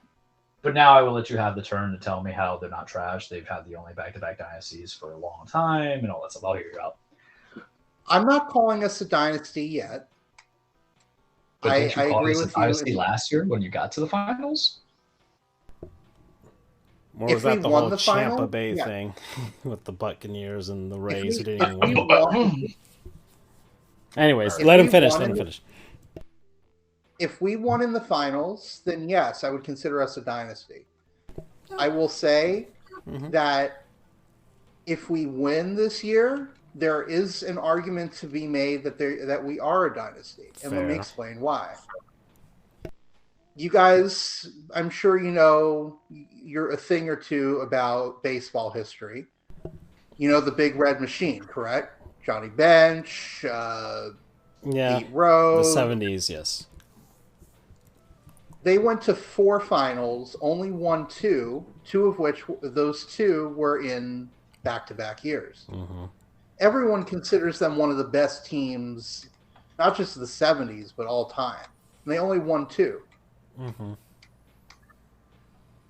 So, but yes, to your point, and I wouldn't call them trash overall. Right now, they're playing like trash. The Lightning are. They are currently trash. I'm not afraid to say that.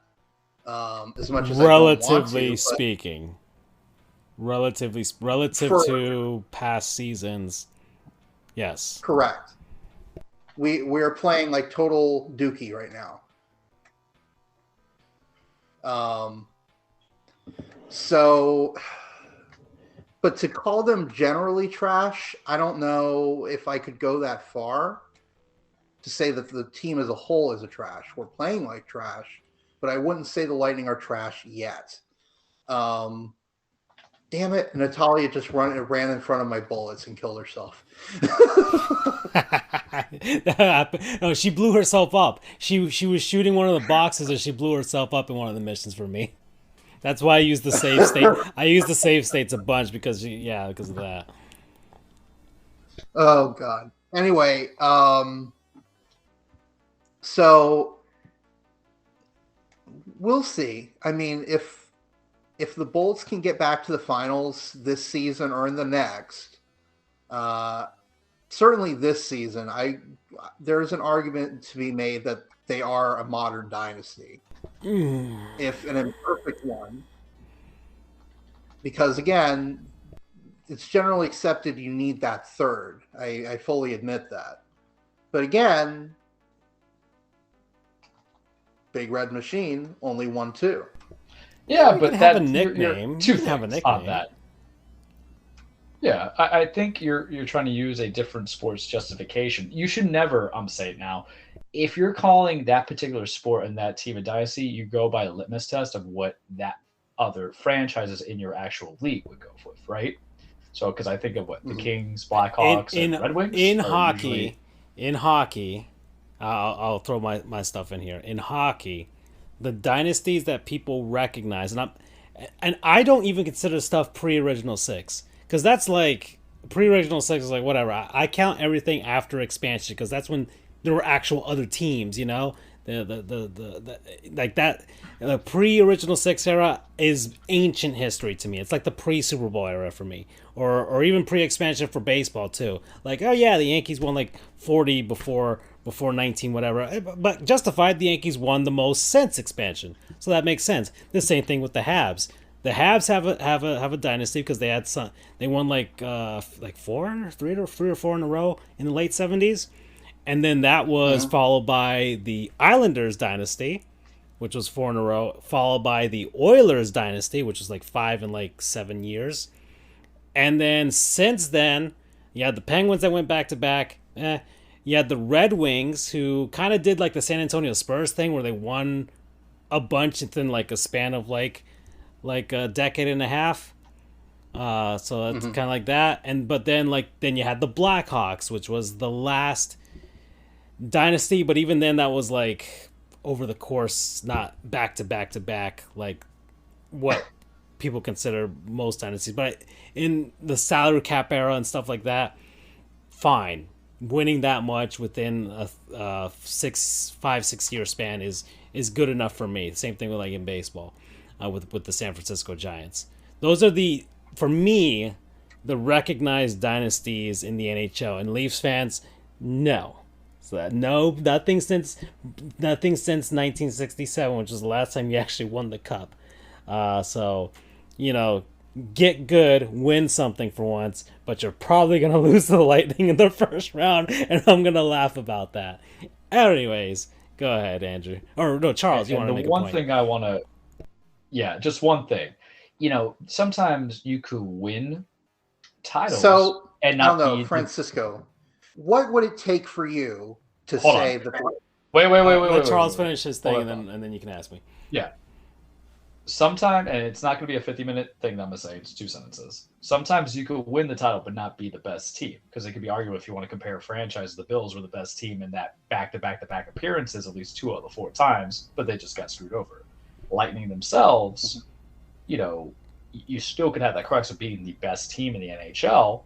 That's where you were going with, I think, in 21, 22, or 21, yes. Well, they beat the Panthers last year. Well, 21 was when they actually won. They won the 1920 Stanley Cup and the 2021 Stanley Cup. Okay, thank you. So the one that's 2021, possibly, the one there. So that's also a thing of consideration. But continue. Now you can let it out.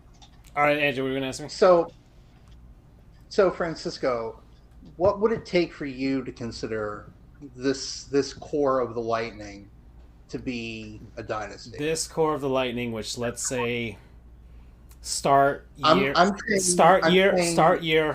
start year for this core was the way that it is constructed was 2019 when you guys lost to the Columbus Blue Jackets. That was the start year, because that season you probably should have won the cup in 2019, but you disappointed everybody. And then the 2020 and then 2021, which even I can make asterisks for both of those, but I'll give them to you. Because especially 21, because that was actual real Stanley Cup finals, and that made sense. Especially the Eastern Conference final against the Islanders. But this core would have to win a third.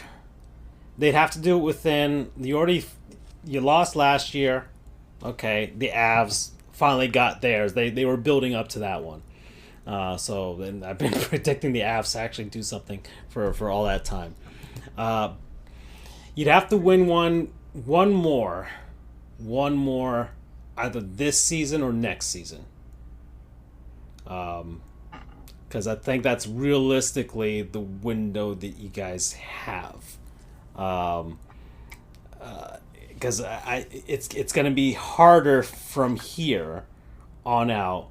Because even the Bruins are super awesome right now, but the Bruins are I think vastly different from the one that featured in the finals in 2019. Heck, the Blues are completely broken up from that 2019 team. So the Bruins they've really just kept, was it Bergeron and Marchand?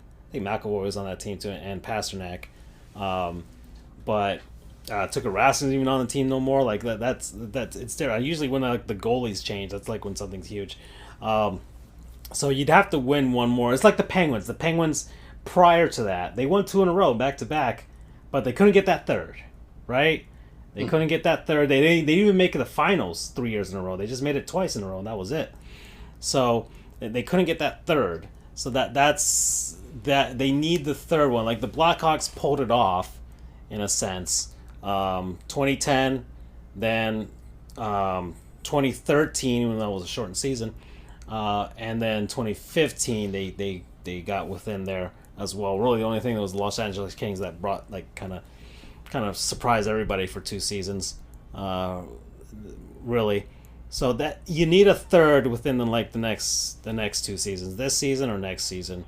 If you pull it off, then it's like fine, and maybe the season after that, especially if it's primarily the same core, mostly like Vasilevsky and Stamkos and Kucherov and those guys. I would consider. But if a major piece falls off, then it's different after that. Right. I'll consider it kind of like the San Antonio Spurs, where it's like, okay, well, or the Detroit Red Wings, where it's guys that, like some guys that were at the tail end of that were they were rookies in the first year of like 98 when they won that first one, and then they were veterans by the end of it or something like that. I don't know, or retiring by the end of the other one, something like that. I'll consider you guys more like the Spurs, which isn't a bad thing. That's not a bad thing at all, right? Like Tim Duncan, being one of the best teams dynasty in half a decade is a good thing. Yeah, dynasty is more of a, because it's sports, like team sports. It's really hard to do that within a very short time frame of like 5 years, I would say. So that's kind of that's what the dynasties are. That's why you see like the Chicago Bulls or the New York Yankees or the Montreal Canadiens, or the New England Patriots, right? So there you go. So correct. So correct me. I guess I'm misunderstanding a bit. You would or would not consider the Spurs to be a dynastic team? They were in the early 2000s, but are you referencing the 2 out of 3 appearances, Francisco, when that led to the Heat's death? Yeah, but even then, they only won one. That was like the one, and the last one that they won was like back in 07. So it was like a 7-year difference. I can't really call that a dynasty. It's just they kind of didn't they win? They kind of hung around. 9? What? Hold on, let me look at. No, the Spurs won in '99. They won in '99. That was the first one. They beat the Knicks. Then they won in 03 when they beat the Nets, and then they won in 05. They beat the Pistons. No, and then 07, they won 99, 2003, 2005, 2007. Yes, 07 was against the Cavs, and then 2014 was the big one at the end. Yeah, it was just very staggered. So I was calling it a dynasty. Yeah, maybe it is because you were saying every other year instead of. That's true. Well, because the thing is, they didn't fall off either. Yeah, okay, so that dynasty. All right, so then the Spurs dynasty would be like from 03 to like 07. They got 3. With like every other year. Because then it's the argument of the San Francisco Giants in baseball.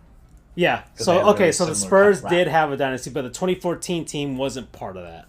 They just had some guys that kind of hung around from it. Yeah. Truthfully, they should have won the year prior, but nonsense happened when Kawhi Leonard missed some field goals. Yeah, but and then of course the Warriors now. We're in the Warriors dynasty right now, so that's in the NBA one. Yeah. All right, so yeah, the Lightning need one more within the next, let's say, 2 seasons. I'll even give them a third, just for whatever. Okay. Well, let's hope that the Lightning can do it, because I really want to be able to say we were a dynasty. Yeah. Trash. All right, we're at 1:48. So, do we want to do another cage now? I think we got what we're doing. All right, let's do it. Yeah, we go to the cage. So, because it's going to be very brief. Welcome, everybody, your weekly Trueplex, The Cage with Charles. Full disclaimer, wrestling is not fake. It's scripted. It's a stage fight. It's a song and dance. Men and women trying to beat the holy hell out of each other, chasing legacies, establishing their legacies, chasing championships, just getting some good old blood feuds going on there. Wrestling is also sometimes about the highlights, the Hollywood, the entertainment, the stars, the brights, and building your biggest stages out there. It's been a bit. We haven't had a chance to talk a lot about things. Because when you think about it, I'm not giving you guys a lot of wrestling updates to really begin with, right? Considering the fact that, well, we've been off the air for a bit. Well, the last time we were talking, it was about my love for Sami Zayn and that pure perfect match, and that we were building against the betrayal, and then the match that led to the betrayal, and then just building into some stuff that I made promises about that I don't know if we can necessarily do, because it's kind of wrestling is a very flavor of the week. So to go for storylines and pay-per-views that have kind of ended hurt, I think. Why am I gonna you go on Peacock or you go on Bleacher Report for the AEW stuff and WWE stuff, but I'll go and give you this. What I'm gonna do is give you a state of the wrestling for Charles, leading into WrestleMania for WWE, and then also AEW and some New Japan. Wait, when is WrestleMania? You gentlemen, probably take about 10 minutes of time. WrestleMania is April 1st and April 2nd, 2-night events. Oh, wow, we're almost there. It's like 2.5 weeks from now. Yeah, so that's why I want to kind of I don't want to talk each show about the build-up. I rather just get to the build-up the week before. But I got to give you a state of play, a state of wrestling in Charles's eyes. Can I curse? Fellas, I'm fucking bored with wrestling. It is... both the 3 promotions I typically follow have kind of hit this stagnant play. So WWE, of course, had a little bit of that hard part where they had Elimination Chamber in February, and then their next pay-per-view was going to be WrestleMania April 1st, April 2nd. But then NXT itself has not been my cup of tea for a long time, which is rare because, I love the old black and gold. But ever since they relaunched NXT 2.0, there's some feuds I can get in with. NXT's ran by Shawn Michaels now. It's a little bit better because Vince is not behind the scenes, even though I fully think he's behind the scenes and everything else. That's a conspiracy theory I'll give you guys one day. It's still kind of dry. It's always on Tuesdays from 8 to 10 on USA Network. And instead of that, I'm doing a podcast, and I'll just play WWE itself as I build my universe, and I'll catch some of the highlights. But the pay-per-views have been fine, but I just can't jab into some of the performers, some of the storylines, some of the silliness. And I'm like, the build's not working for WWE because the matches are not there. There's 3 matches, 2 of them that have not been announced yet. That is really hitching my bricks for WrestleMania, man. Going to take me there on that wagon, and hopefully I can build some momentum.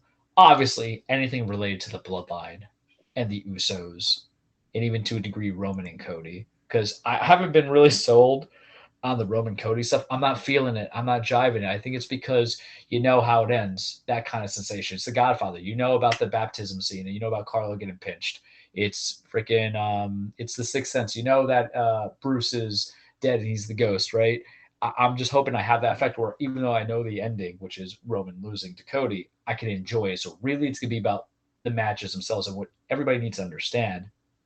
The important thing about programming and then scheduling and setting up stories and then feuds is to get me hyped up for a match that I know structurally might be good in the ring, but to have an investment on return of my time, my hours developed into watching these stories that have unfolded. And I think my concern with the Cody Roman match, except for me being a hater to Cody, right? Like I like Cody per se, but you know, if you tell me who had to be the guy who beat Roman, it would still be Drew, even though I wasn't crazy about face Drew. But it's all these things, right, coming into play. But I'm just not feeling it, man. I'm not feeling it. You have at least created a good baby face for people to rally around that Sammy lost. And I'm not saying Sammy should have been the guy to dethrone Roman, even though you heard me last time saying, Hunter, you should have pulled the audible because hindsight's 2020. But I have skipped said promos. I don't like them utilizing Dusty too much, who is Cody's father. I want them to be actually something more. The promo I sent you, Roman was clapping back. He was clapping back hard. Chef Roman was in town. He was cooking that ass. I like that. But what's Cody going to get angry about? If you're truly my father's favorite son, even if you're not biological? No, I need more than that. I want to be like, I got fired, or I chose not to renew my contract to go explore and, you know, sow some wild oats and see if I could be the best in other promotions and then come back here and give the middle finger to the establishment. That's the energy I want, right? Because what is Roman? The Samoan dynasty. Always the favorite children from the Inouye family. Whereas Cody, you could play the stories like, just like my dad, I was never told to be good enough. So I left to become better. I'd come back better than you. Oh, I can write that. It's soap opera, man. It's cinema. It's whatever. But I'm obviously invested in the Usos versus Sammy KO. When that comes back together, I'm going to cry. It is going to be like your Elizabeth and Macho Man moment at Mania. It's going to be fantastico. I'm kind of invested in Cena in theory. I don't think it needs to be for the U.S. belt, but, you know, John was cooking that boy theory. But the idea is that you have to kind of create new stars. And if the fans are not about them now, are they not about them because they hate the character, because they hate that person's face? Because that's petty. That's petty, right? But if you know they can actually go in the ring, there's hope, because some people don't develop to be the best wrestler in a main event card immediately. John Cena wasn't. He was the prototype John Cena who got called up on a SmackDown against Kurt Angle, said ruthless aggression, and then it became the John Cena that we know and love until many years later. Same thing with Randy Orton. He was this guy who did like a knee neck breaker as a finisher. The RKO wasn't created, but if you can see the potential, work with it, go with it, develop it, let it happen.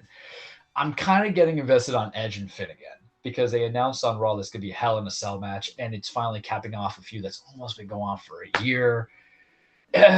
You know, it's just some things get delayed. I just wonder how Finn has to win. I mean, you got to create new stars. Finn's 40, 41. There's only so much stuff he can do as well. Edge is going to be retiring soon. But the other feud I'm invested that's going to carry me to the wheels of WrestleMania on that bus that I'm going to be wagoning in about 2 weeks. Because it's going to be a different tune. Next week, I'm like, WrestleMania! Rey Mysterio is Dominic Mysterio. Is just pure gold. This is a father and son who, you know, the whole story is Rey won't hit his child. I don't know any Hispanic male who won't open up a can of whoop ass on their children when they've been disrespecting, getting arrested. I'm just saying. But Ray's a different kind of dad. And the stories of the stuff I've been sending you guys, I've loved it going on. So I'm invested. They haven't announced the match yet, but when Ray finally like pops Dom in the mouth, ooh, it's going to be good. And I kind of want to see it where he forgives his father at the end. I need that in my life, you know, because I can see it now. Dominic beats Ray because Dominic should beat Ray. Ray should not beat Dom. He yields for his son.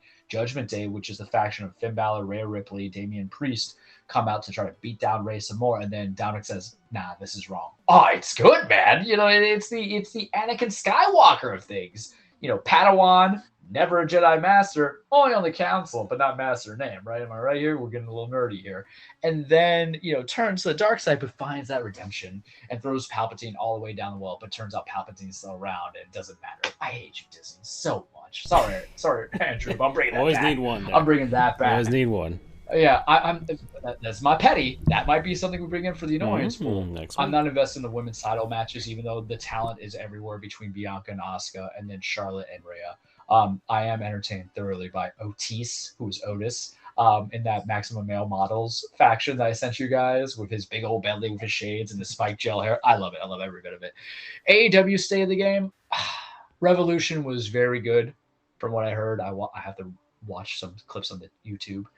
Hangman Moxley was what was going to be driving me completely to it, and it ended well because essentially Hangman choked out Moxley with a noose, and that should be wild. MJF and Bryan went the full 60-minute Ironman into overtime, 65 minutes where MJF won. But my bothersome with AEW is like, these storylines don't end, man. Like Moxley and Hangman have been going on it since like October or November. They just had what you would consider to be the feud ender with Hangman winning a Texas Tornado match, and we're still continuing it. Why? This is stuff that happens routinely in AEW, and it's disappointing. And can you do something with the women's division? You have a big roster. You have all these hours of wrestling that's coming in. They're trying to get another one on Saturday. Put more out there so they get the exposure. Jade Cargill, who is money, in my opinion, didn't even defend her title at Revolution. You know, you're putting in all these things. You have too many titles. The matches are good on Dynamite. I'm not going to complain, but I don't even. Here's the thing, guys. I don't really want to watch Raw. I don't want to watch NXT. I don't want to watch AEW. You know, I'll catch some highlights of it, sure, but neither promotions have me invested. Now, I'm not a person who's going to tribalism where I say, oh, pick this side, pick the other side. Having all the wrestling promotions out there now is good for people who want to work to be wrestlers. It's not even for the fandom. It's not even for the fandom because we're so two-faced and crooked, but it's good for people trying to find work that was told that they weren't good enough to go to the WWE, so they had to do indie for peanuts or maybe a couple pennies on the dollar, right? Sometimes actually got good cash, but you can have that ability to charge more. But now that you have all this diversity, because remember, Ring of Honor is back now. Ring of Honor is now owned by Tony Khan, who does the AEW stuff. So you're still getting some exposure.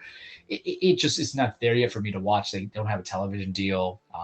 You know, they have the Honor Club, so you get for $10 a week. But I'm like, I'm not there yet because you're not even ending feuds properly. I could just, here's the thing, guys. If I could just read it on a screen, or if I could watch it on a Twitter highlight clip, or put it on YouTube, what's the purpose of me seeing 3 hours? What's the purpose of me seeing 2 hours? And then when it comes to New Japan been stale for a while. The New Japan Cup's going on. Last year, you guys were hearing me hype about it. Same thing with G1 Climax, but you got to let Bullet Club go. Jay White left. I actually like Switchblade. He was one of those people that I didn't think had it at first, and then he has it. He's probably going to go to AEW. I don't think he's going to WWE. And then Dave Finlay, who is the son of Fit Finlay, is now leading the Bullet Club, and you have ELP, El Phantasma, who I love. Might be going face, but like, why is the Bullet Club so around? You've had different iterations of leaderships, and it's stale. It's very stale. They got to break up some things. You still have Okada with the title, and I like Okada, but it's the same two guys really rotating it. You're not putting the faith in the young people. And right now, like it was bad when they were in lockdown, because you got to remember the difference between New Japan and then the American wrestling is that the American wrestling was able to have fans and audience. They were able to clap. They were able to do all these things. Over in Japan, it was very silent. Like, you couldn't even clap, you couldn't cheer, you couldn't say certain things. I think they could applaud, sure, but they couldn't like shout it and cheer and everything. And part of wrestling is the emotion. Yeah. Well, you know, like we talk about the Sammy Roman match. There's some people who say the crowd investment, that match made it 5 stars and beyond. But if you look at the technical ring skills, it was maybe a 4 at best. I consider things all relative, including the emotion of the crowd. But like, guys, I want to love wrestling. It is something for me to be invested in, and I don't think it's boring. Like, I don't want to ever watch it, but I'm not impressed yet. I feel like Shania Twain. You said, Charles, right now. It's a bad lull. It's almost like my gaming lull last year, which actually happened around this time period. So maybe every March to April I get into a lull. But if I had to quantify leading to all these pay-per-views, because pay-per-views are going to sell no matter what. I don't have to really get caught into the story, because a pay-per-view is always going to have what, boys? A recap of the thing that you've been doing for the last 3-4 weeks, right? But so I know the matches are going to be fine, but I feel like this is a Shania Twain song. Like, that don't impress me much. So you got the look, but have you got the touch? Now, don't get me wrong. I think you're right, but that won't keep me watching every Tuesday night. I had to do it. You know. Oh, yeah, yes. You know what does keep me invested every Tuesday nights? sports goofs from your typical, if we don't have career life balance, happening up from 7 to 9 after the Richard Nixon Sports Podcast, and then Factor 75 also. Yeah, get 50% off your first box. You're not gonna get 50% off from WrestleMania. That's all. Yeah, that's all I'll give you for the cage this week, boys. Alrighty. All right, yeah. So what's more, guys? Yeah, go. Just click on the link, use our code, and you can do that, and get yourself some good meals. Also, I just found out. I just checked my email real quick as work, but apparently my Twitter handle for Marlins History is big enough that I'm now an affiliate for Fanatics. So that means I'm about to start shilling sports products, guys. So I'll be doing that, trying to make some coin in the meantime, so I can buy some more video games. That's what I'll be using that for. So yeah.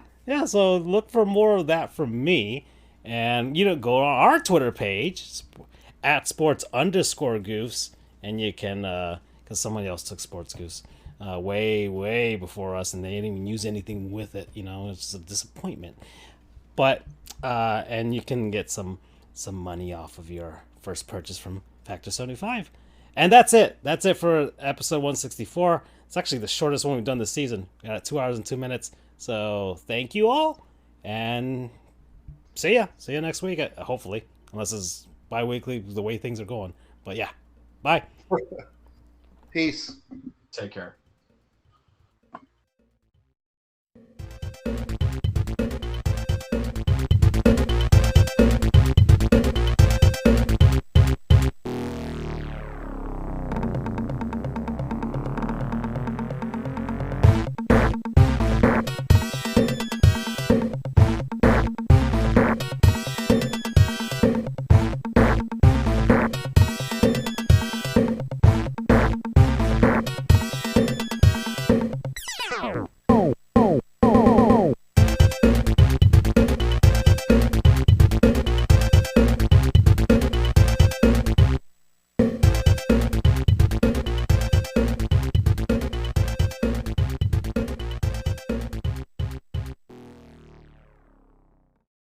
Goofs is over, get out of here, go do something.